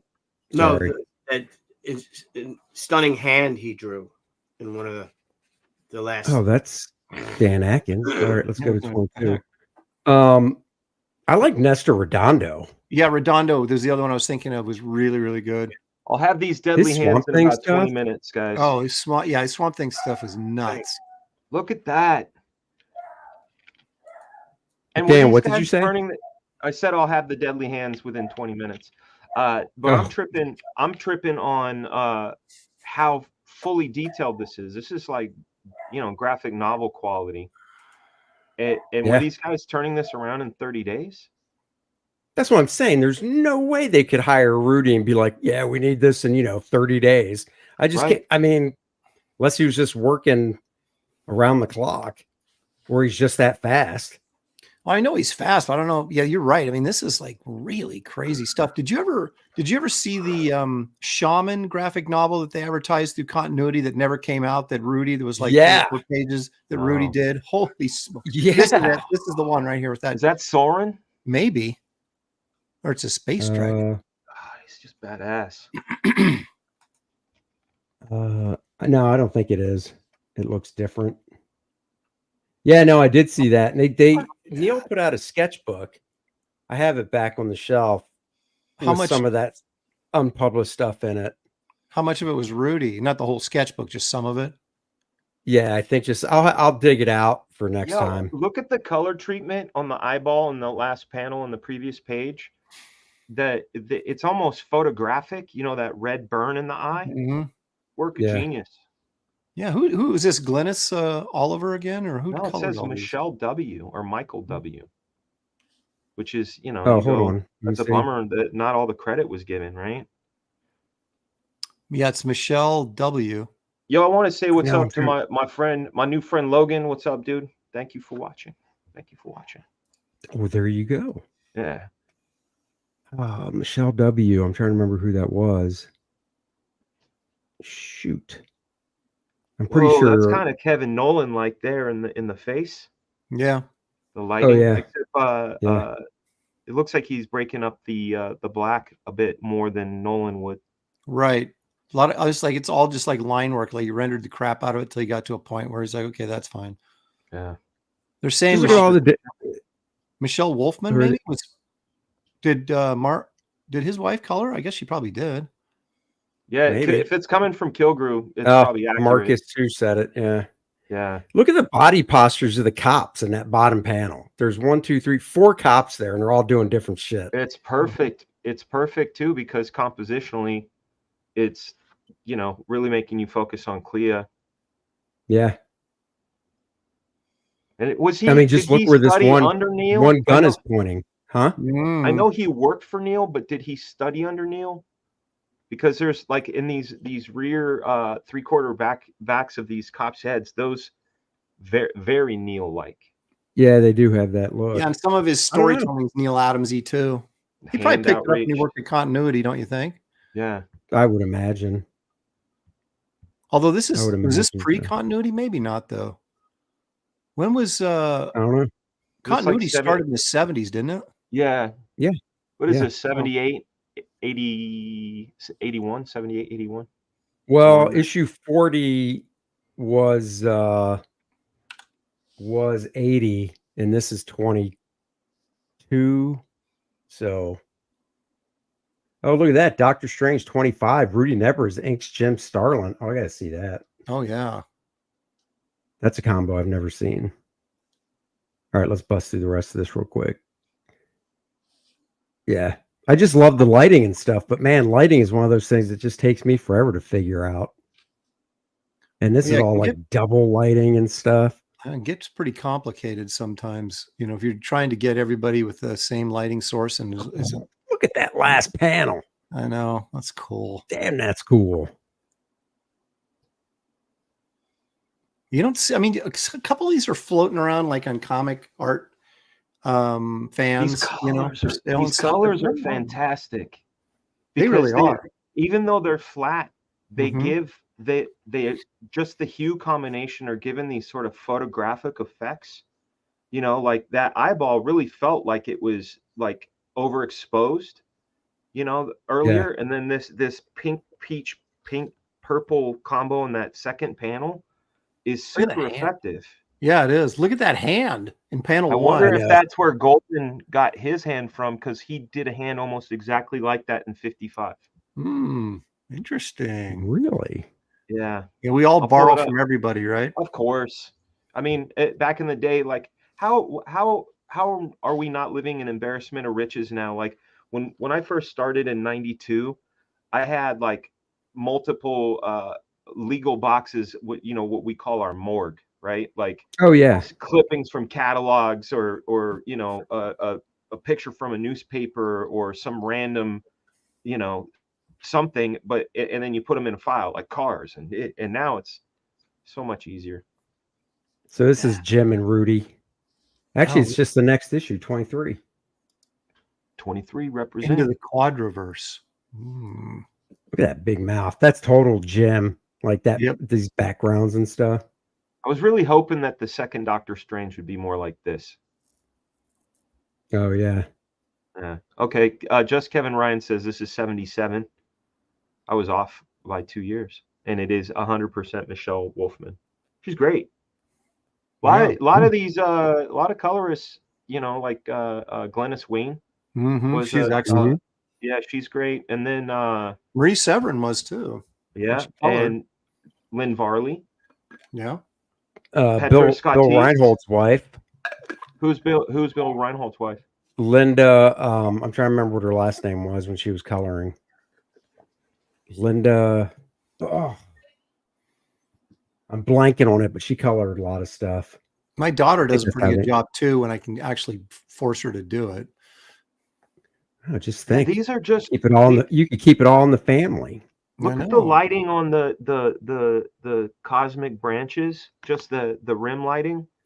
Yeah, it just gives it so much dimensionality. Nuts. I gotta look at these more closely, man. Like I missed out on these. Most of the stuff that I really dig was like the, you know, Roger Stern, Paul Smith, you know, that whole era. This stuff is great, man. Andy, Dennis, what do you think the odds are that like Marv Wolfman's wife just came into the office one day and they like go, here, can you color? Here, do these. We need these by tomorrow. We need this done quick. Probably just roped her in. That happens so often. And she did such a great job. They were like, hey now, how would you like to make $10 a page? That's right. Regularly. That's right. It's so funny. I'm going through this. I'm totally forgetting that it's Jim Starlin drawing. I know. Every now and then there's certain panels and layouts. I'm like, oh yeah, that's Jim. Like the girl in this first panel, that's total Jim. I love that vertical composition. Mm-hmm. Yeah. That's terrific. Oh, I love tall vertical panels like that. I think they're really cool. Like in a movie, it's like the pan down or the pan up, depending, you know. Yeah. Totally. That's awesome. Yeah, this is good stuff. I might have to try and track these down, unless they're in an Epic collection. They're in the stuff I sent you. Thing is, they are. Oh, yeah, nice. Yeah. The thing is, I just didn't have deadly hands, guys. That's all. The heck. These Doctor Stranges are dirt cheap. I got the deadly hands already, guys. Oh, share the screen. Let me pull it up. What'd you say, 12 and 13, Dennis? Yeah, 12 and 13. Okay. Pulling up 12 right now. Is that Roger Moore? It says James Bond invades the martial arts. That's pretty funny. Let's take a look. Bond. James Bond. Here we go. You ready? I'm not. No, I am. All right. He's just smacking big britches, you know? And that's a Neil Adams, too. Yeah. It is. Yeah. Yeah. Hey, does anybody know why whenever Art to Bear, hello, hope you're feeling better, buddy. Does anybody know when Joe Rubenstein writes about Neil Adams, he always spells his name with an I? Why does he do that? Is it just a lack of respect, or like he just doesn't get it? I have no idea. But I saw a post today and he was, spelled it Neil. And I'm just like, what's the deal? Maybe maybe there was autocorrect, because I certainly don't say duck as much as my phone thinks I do. That's true. Thank you. I know that. Yeah. So here you go. This is great because it's not leveled up. You can actually see the layers of brushwork in there, which is makes me wonder how they shot it.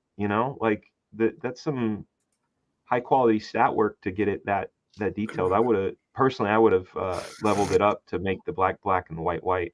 But he does have all these washes in here, so that might account for it. But look at this. See this in this guy's sleeves? This is something that I like about Nino's work too. That sort of zigzaggy. It's almost line decorish. Yeah. Excellent stuff, man. See, that's very Neil, that last panel. Mm-hmm. Yeah. Well, so is that middle panel. Look at that middle panel. Yeah, the guy. But look at the sleeve in panel 1. That's like he must have been watching The Price is Right or something, because you know what I mean. Like it's just like you know what I'm saying?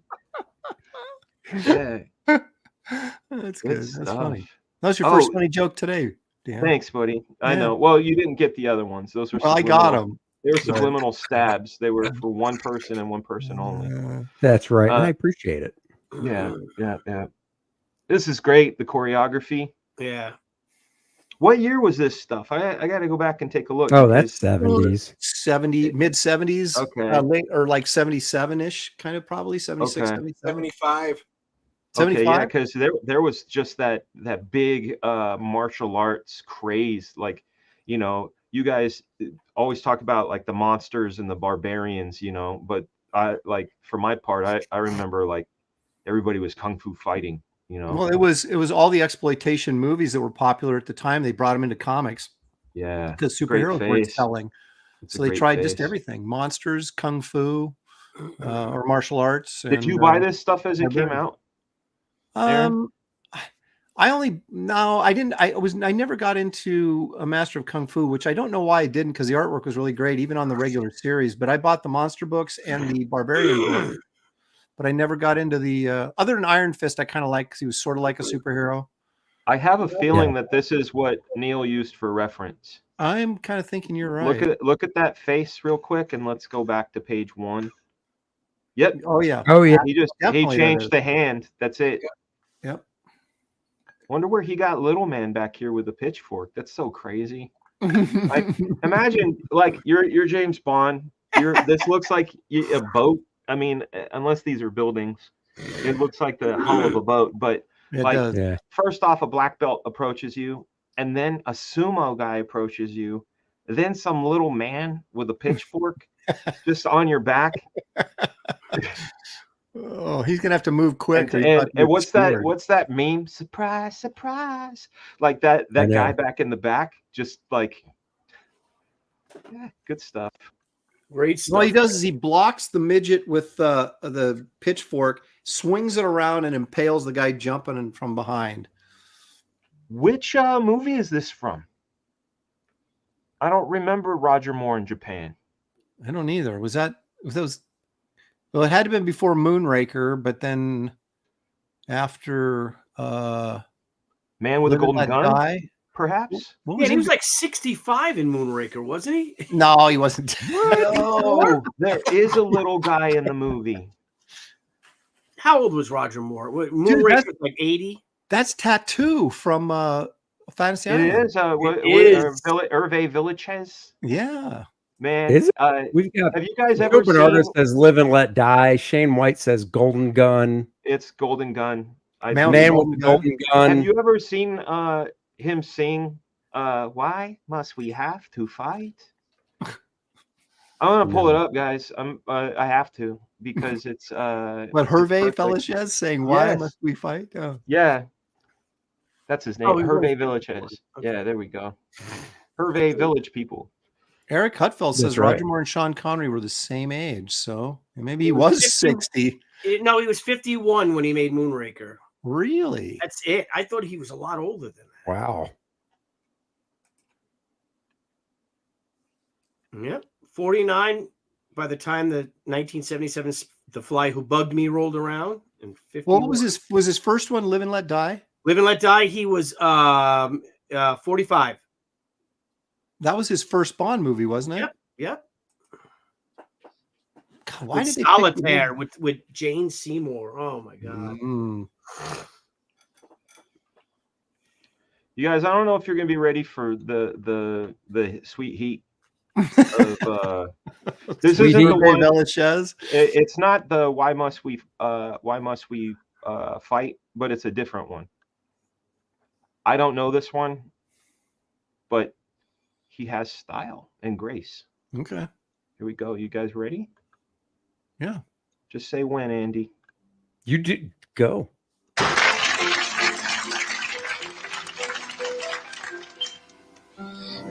I approach the prime of my life, I find I have the time of my life. Oh my God. I enjoy at my leisure all the simple pleasure. I'm digging his fit. And so I happily conceive. This is all I ask. This is all I need. Pause it for a second. I would rather listen to it. Go ahead. For sure. Doesn't he look like if Charles Bronson had a 5-year-old son and he wanted to dress like his dad? He does. He totally does. Charles Bronson could have done a mini-me. Here's the song right here. It's called Why.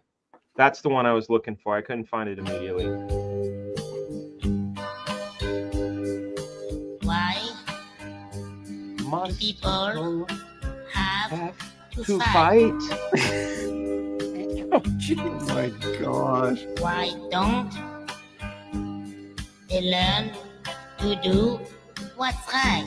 Okay, so that's What's the wonder. I would rather watch Shatner do Rocket Man or Mr. Tambourine Man than that. I think it was great. People are saying no mas por favor. It is. Peter Dinklage played him. Didn't Peter Dinklage play him in a movie? No. Yeah, there was a movie about. Say Elf again. Say Elf. Oh my God, that's the best. Say Elf again. One more time. Oh, yeah. That's an angry little elf. Come on, one more time. I love how he does it with his hands. That's Santa. Nope. I know. Yeah. That Santa is so good. He goes, Yeah. Are you fucking with me? Yeah, World of Conan says Peter Dinklage played him in a movie. What movie was there a actor portraying the actor Hervé Villechaize? What movie is that? It was I think it was just made for HBO. Was it a movie about Fantasy Island? Was it a movie about Hervé? No, it was a movie about Hervé or whatever. However you say it. Yeah. Wow, that's incredible. Hey, well, it's incredible because it's it's a white guy playing not white guy. That's not cool. No, it's not cool. Can I share something real quick going back to what we were talking about? I was trying to find it. Yeah. That's that bridge collapse, right? Yes. That bridge is just locked in that entire harbor. Yes. Right. For how long? For how many days? Or the slow. What did that tweet said 4 to 5 years, right? Yeah, but that's for rebuilding it. It's crushed right now. I bet it's going to take a couple of weeks for him to clear. Well, maybe a week just to clear out a path so that shipping can continue. But their prices are going to skyrocket. That part for sure. But like that woman's tweet or X, what do you call it? A post? What do you call it now if it's not a tweet? It's still a post. But she had said something which is absolutely right. You know, like when you get into a car accident, you know, sometimes you go, oh, it's cosmetic or whatever, but what you don't realize is deep down 3 layers in, it could have cracked something. So like the idea is that wherever that pylon was and that boat hit, there could be structural damage way down there that throws the whole project into chaos. Yep. All right, Aaron, what the hell is this?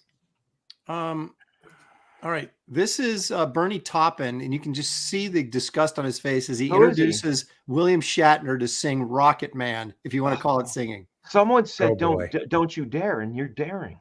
Yeah, look at this. Good evening. In 1972, when Elton John and I wrote Rocket Man, it became very popular among the listeners.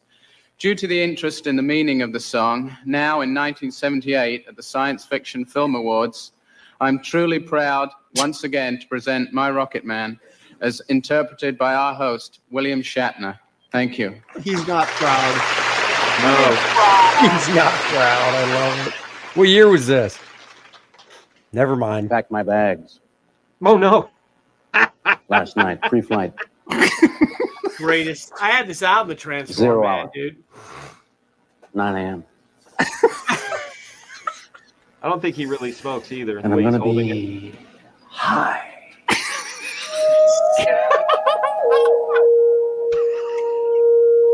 As a kite by then. I love him smoking. He doesn't inhale. Oh, he's sweaty. So much. I miss my wife. I miss my wife. I miss my wife. Lonely. Out in space. We better stop for a second so we don't get the. Oh my God, that is killing me. His Common People is brilliant. Oh. Have you ever heard Common People? No. It's my son Williams, one of his favorite songs. Mr. Tambourine Man is unbelievable. He starts to lose it, right? Oh yeah, Mr. Tambourine Man. On such a time. Good count. And I think it's going to be a long, long time. The touchdown brings me back again It looks to like find he's squatting out on the toilet. it's not the man they think I am back home. Oh, no. I'm a rocket man. Brilliant. I love this. Brilliant. Dude, I love this. Hey, what do you guys think about the whole P. Diddy thing with his two places getting raided and stuff? And he supposedly took off and went to Dennis. Where'd he fly to? Antigua. Yeah, a country with no extradition. Yep. Is he still there, or did he get back home? No, he's there. And as of right now, they were like, how did he know they were coming? He got tipped off by the FBI, the ones that were coming to raid him. Yeah. Wow. And his mule got caught too. His drug mule got caught. I saw that. Yeah. Hey, one time, this I was going to do a lead up. So I have a friend. Oh, sorry. It's all right. I have a friend named Christian Miller, and Christian, Billy. Man, I love Christian. Yeah, he had this Batman sketchbook, and like I'm flipping through it, and it was like Batman, Penguin, Poison Ivy, Joker, Batman, Penguin, Poison Ivy, Joker, Ra's al Ghul every now and then, and I said, dude, wait, why is there no Alfred in your book? And he's like, what's he gonna just be there holding sandwiches or standing, with Batman? I go, nah. Alfred's life is not just sandwiches. And he goes, you're gonna draw me an Alfred then? I go, yeah. He goes, what are you gonna do? I said, I'm gonna surprise you. So this is what I drew. I was gonna say that is not a quick sketch either. No. This is a convention sketch. You did that at home, right? Or did you do that? No, I did it at his house. Didn't do that. You did that at a con? What? I did it at his house because whenever I did the Nashua show, I would stay at his house. Oh no! So we would just hang out, and I would just draw while we were hanging out. So yeah, and it's like a little square sketchbook, but I try to put as much storytelling as I could in here. So He's got Batman's cowl in the back there in the laundry bin. Yeah. He's got Poobie spray. Because this is his personal bathroom, he does the toilet paper wrong out of spite because Batman really holds him to it. There's good housekeeping there. He's reading an issue of Superman. He is on his second smoke, so you know that he's been on that thing for at least 7 minutes. Oh, he's been because he's on his second one, right? But it's still smoldering, so we're probably in minute 8. Not enough time to have dead leg. And by the way, the dead leg, he's got the little sock stirrups. Dead leg. We've all been there. And then, of course, I had to sign it in toothpaste. Of course. But seeing Shatner on the Shitner doing Rocket Man really made me want to share this with you guys. This almost feels like has an R. Crumb vibe to it. I mean, just it was dropping more than R. Crumbs. You know oh, hello. Smokey says that word was Diddy got bagged in Miami, so who knows? He was in Miami, right? But yeah, it's really strange, you know, how press handles certain situations and certain stories. You know, it's like some people they're more careful with and take their time reporting things. Some people they're like, you know, allegation, and just jump right on it. And P. Diddy, it seems to be like a snowball. You know, it started off with that Cassie allegation and snowball, and now it's just insane. You know. Oh, I never heard. I mean, I don't really pay that much attention to him, so I never heard of anything. Well, here's the thing about Diddy is I read a book a while back called Bad Boy. The influence of Sean Puffy Combs on the music industry, and it was written by a guy named Ronan Rowe, who also I believe wrote one on comics. He wrote one on Dr. Dre as well. But there was a piece in it, and I read this book when it first came out. But there's a piece in it that was saying early in his career, either right before Uptown or while he was at Uptown, he did this charity basketball game where it earned like 25 grand, but they oversold it and a fire broke out at the thing and it killed a bunch of people because they couldn't get out and all this stuff. And at the end of it, all the money was missing. Yeah. And when I read that, I was like, oh shit, you know, like startup money, like, you know what I'm saying? And the times I've interacted with P. Diddy, it was like shaking the hand of a snake. I didn't care for him at all. Really? Yeah. Wow. So this is all just interesting to watch happen, you know. Because eventually get, you know, leave it to God for God to judge at the you know at the end of the day. And but you know, when things like that happen, when things like that come to light, you just go, man, God, you don't miss. Undefeated. You know. Did P. Diddy say to you, it's going to be a long, long time? I'm a rocket man. Yeah, he said that. I mean, he said that to the young ladies he was messing with. That's why he said it's going to be a long, long time. I miss my wife. Very lonely in outer space. Dude, that was awesome. I'll be honest. I knew he sang that, but I've never seen it before. That was fantastic. Oh my God, you got to YouTube. Yeah, Spotify, the whole album, The Transformed Man. Oh my God. Oh my God. Does he basically just talk? Does he talk every song like that? Mr. Tambourine Man. Tambourine Man. Tambourine Man. Then the music Dennis, how do you not own that album? I didn't know. I don't anymore. I used to have vinyl, but I got rid of all my vinyl. I just started recently collecting vinyl. I think I got the CD someplace around. I gotta play something real quick for you. I'll try to find a good part. Now, Aaron, you would know. Maybe Dennis would too. What's that? Did those guys go too? Is another album of his has been.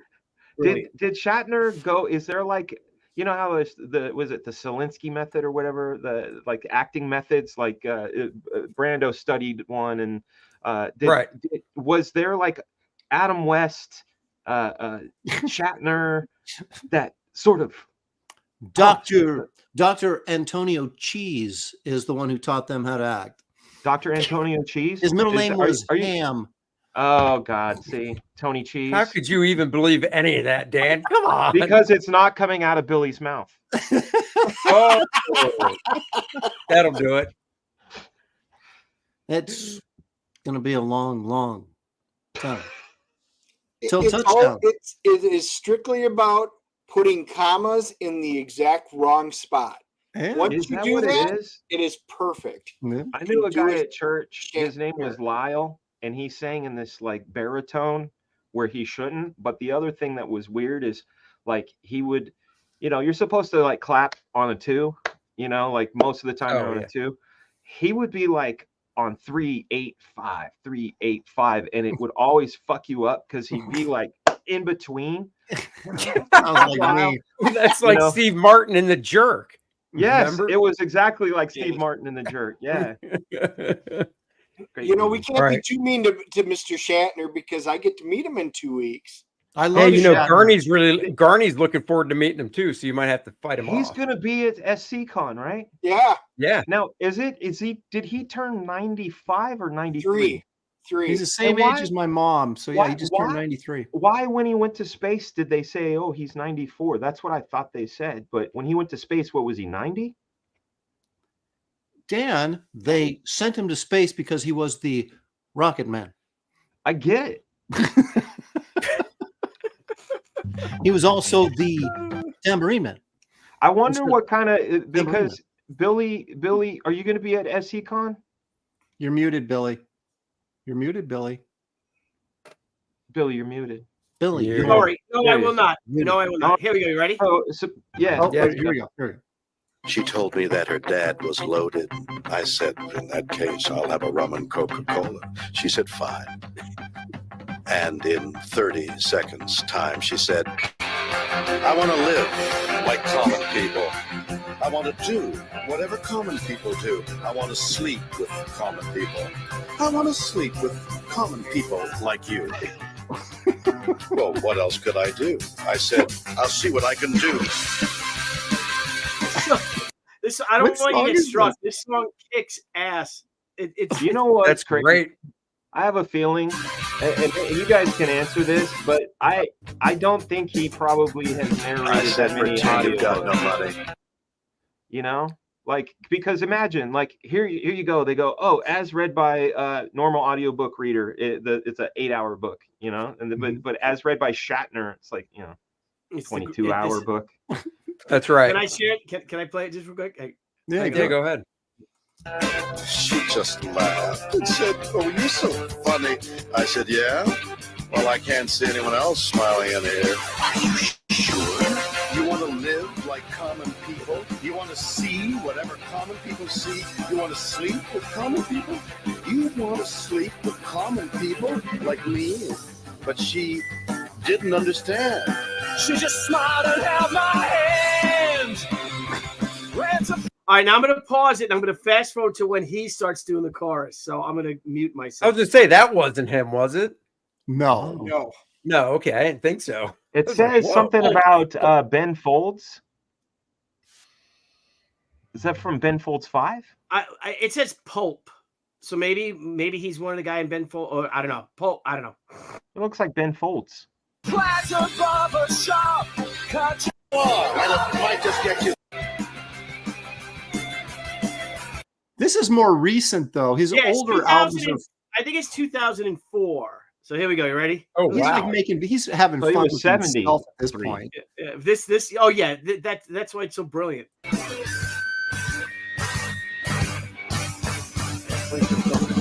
Sing along with the common people. Sing along, and it might just get you through. Laugh along, even though they're laughing at you and the stupid things that you do because you think that poor is cool. Like the dog lying in a corner, they'll bite you and never warn you. Look out. They'll tear your insides out. Because everybody hates a tourist. Everybody hates a tourist, especially one who thinks it's all such a laugh. Yeah, and the chip stains grease will come out in the bath. You will never understand how it feels to live your life with no meaning or control, and with nowhere left to go. You're amazed that they exist, and they burn so bright while you can only wonder why. I want to get to the part where he says, and dance and drink and screw. Pretend you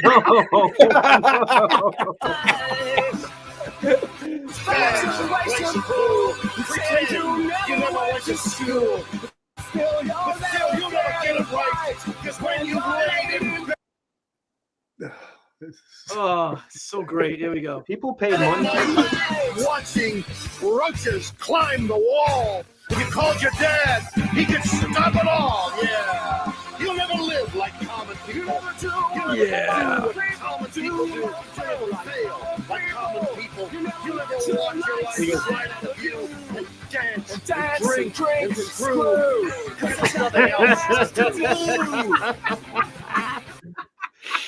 I don't want to get That's struck, awesome. I highly recommend everyone listen to this fucking song. So great. That's awesome. Is this if you know how they go, listen to this if you're having a bad day, listen to this? Is this if you're having a good day, listen to this? Like if your day is too good, put this on. Here we go. Now this is when Shatner was taking it seriously, and then this is why it's next level. Now. That font. Now, this is like 68, right? Yeah. He did this? That font. My own strength, not lordly tree, rising by deceit and trickery instead of my own strength. No, thank you. Can't know what my. I got to get the tambourine man. I shall be content with the fruits and flowers.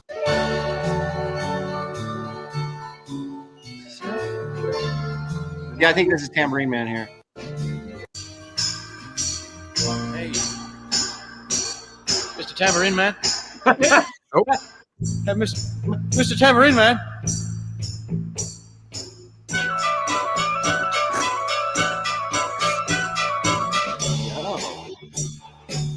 Half of this is like warm up and backup singers.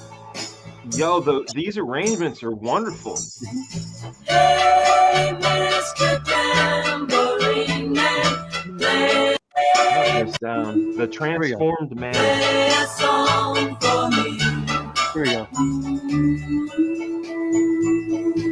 In the jingle jangle morning, I'll come following you.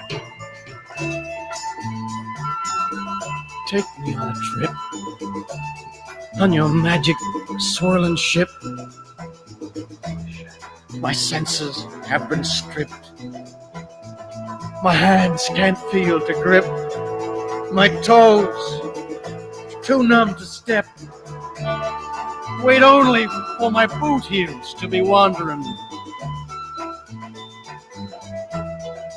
He did a Christmas album, guys. You got to hear the ending, though. Here we go. Come, follow. Here we go. I'll come.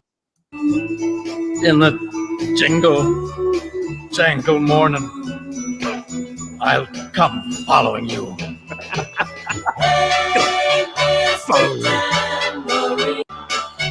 And then hang on, one more. Hey, Hey. Mr. Tambourine Man.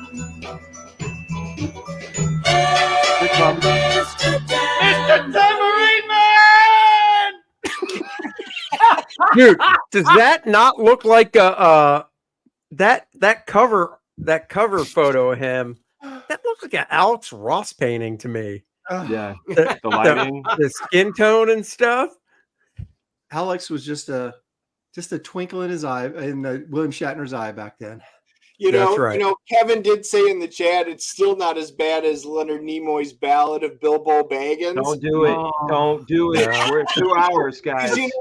I know they did Nimoy and Shatner did one spaced out, I think it was, when they took some of like their greatest hits and had put them together. But Leonard Nimoy, that is the Ballad of Bilbo Baggins. Yeah. Yeah. Jeez. Well, that's why Shatner did his own album, is because Nimoy did one, And he was like, well, he's not getting over on me. I would like to have a what's his name? Forrest DeKelly? Is that or is it DeKelly Forrest? Forrest Kelly, yeah. The Forrest Kelly. I don't think he did an album. That would be great though. His would be great, you know. Damn it, Jim. Damn it, Jim. No, I should do. If he was still alive, he could do like Nicki Minaj songs, you know. There you go. You could do WAP. I'm a doctor. Not a bricklayer. Some wet ass. See. Wow. This has been an amazing show, you guys. It has, and we're at 2 hours, so we're gonna wrap it up and take it around the horn. And it was a fun show, just hanging and chilling. So I give Billy all the thanks for the suggestion of doing that and bouncing. So next week it'll be back on this channel, regular show with other guys. Walt Simonson Art Appreciation next Tuesday. I thought it was Walt Simonson, hero or villain. We love always a hero, man. Of course.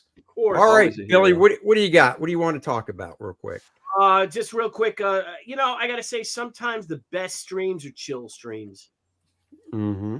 They're all chill streams, really. Yeah. I have she the number 1 30th anniversary original art edition is complete. It is on its way to our studio. It's supposed to come on Thursday. But we'll be in Jersey at a tournament. So my son's wrestling tournament. So the books will arrive on next Tuesday. So next Tuesday we start fulfilling immediately. I picked up 1,100 Gemini mailers yesterday at Hot Flip. So got that all set up. Got all the tape supplies, all our bags and boards and all that jazz and ash cans, everything. It's going to be a fun, crazy week. Nice. Thanks, Mr. Lopresti. I see you have a screen share. So there you go. Thank you, Mr. Andy Smith. Dude, you got 1, 2, 3, 4 backers. Look at that. Wow. Oh my gosh. I'd almost say don't touch it, but I'm only $7 away from 113 grand. So touch do it. 64-page graphic novel. There's a hardcover signed number limited edition, as well as the trade paperback edition with the cover by Chris Stevens, renowned painter, great artist, Chris Stevens. 8.5 by 11. So it's a graphic novel, square bound, a lot of fun, a little bit oversized. We feature the art. You saw the one page I showed earlier today. I'm really, really pleased with how the artwork's coming out on this. And I think the story's pretty entertaining as well. But so please consider backing. I appreciate all you guys that have gotten behind it and retweeted and helped get the word out. I'm over halfway done at this point, so I'll be putting out an update here when I hit page 40, which should be pretty soon. Beast. Nice. And all the links are in the description below. So there you go. Cool. Fraga. Well, first off, I want to thank everybody who is back Black Flag, and especially thank you for your patience. I'm not asking for more backers. I got more backers than I could shake a stick at. So I really just want to show my appreciation for the patience, but I do want to take the time because I told you my friend Logan is watching. He has an incredible Instagram that dissects and breaks down music in a very understandable way and makes you understand hit songs. He goes by the Vibe Machine. It's VIB3.machine at Instagram. He'll take you through chords and choruses and really make you pay attention to music in a different way. So if you guys enjoy music, check out Vibe Machine, VIB3.machine. Oh, there you go. And then, of course, Kor-Drath The Awakening coming soon, April 13th or 14th. Once that day is nailed down, we will, of course, let you know. Sign up page, link in the description below. Go sign up, back the book, get a lovely Adriana trading card by myself and Kelsey Shannon. I want to be the great interrupter. Can you scroll back up to Kor-Drath right there? You see that right there? Mm-hmm. Just that is a wall poster. Just that crop and everything. Do you know what I mean? Cool. Yeah. Look at angry. Remember that Hulk poster we had as kids, the McFarlane one, where he's kind of coming the same way? It's got that kind of energy, man. I want a poster of this. We are working on the trailer now, so hopefully I'll have something in the next few days. So we'll see. Well, you never know. We'll have to see. We have things in store. So yeah, go sign up and check it out. Let's see what I got here that I can show real quick. We've got let's see, there's the full cover. Yeah. Saucy. That's a poster. Homage cover. Oh, that's right too. That's Conan 2. It is. Hey, Andy, am I allowed to talk about Nice and Tight? Yeah, hold on a second. And of course, the Bud Root variant cover, which if you got the first Bud Root cover, look at that. They go together. Incredible. So you need to get them. What a beautiful piece. Colors. So there you go. Yeah, go right ahead. Nice and tight. Do you do prints, Andy? We might be. So you should. So I'm gonna embarrass Andy a little bit. He was and no knock on the other guys. Hopefully you sent it to the other guys too, because I feel special otherwise. But no, Andy, I didn't. It was a last minute thing. So Andy sent me the Nice and Tight PDFs to kind of take a look at as a friend and pro for him. Holy smokes, it's beautiful. So much of that stuff I hadn't seen before because I'm not a DC guy and whatever, and just a masterpiece. So if you guys, is it still in demand or you all shut down? No, it's closed. Oh, that's right, you closed it. Well, you guys, are you going to have any available at conventions or anything? Yeah, I'm over printing. I actually sent the trading card to the printer today. Yeah. The Art of Andy Smith went to the printer, and then Nice and Tight will go to the printer in the next couple days. So it'll be shipping to you guys probably before May. Will you have the Nice and Tight by SCCon or no. If not, but you will have it probably for Heroes and oh yeah, I'll have it for Heroes and Garden State for sure. It's so great. Yep. So wonderful. Yep. So there you go. So well, thank you, Dan, and thank you all for joining the show tonight. It was fun. We enjoyed it. We love having you guys join us on Tuesday nights. So next week, 7:30 again, my channel again, regular show with Graham and Art will be back.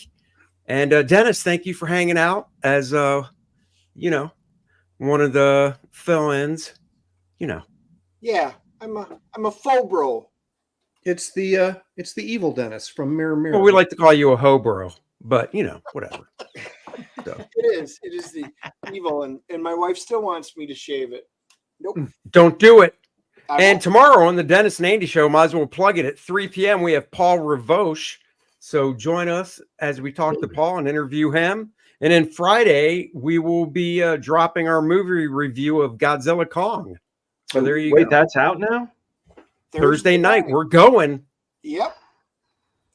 Yeah. I thought that other one was boring, but the first one, the island one, whatever, Kong versus Godzilla. Oh, right. We'll find out. In Tokyo, that was cool. Yeah, we'll see. It's got to live up to Godzilla -1, and I don't know if it's going to. I don't think it can. All right, guys. Wave bye-bye, everybody. Bye-bye. Bye, everybody.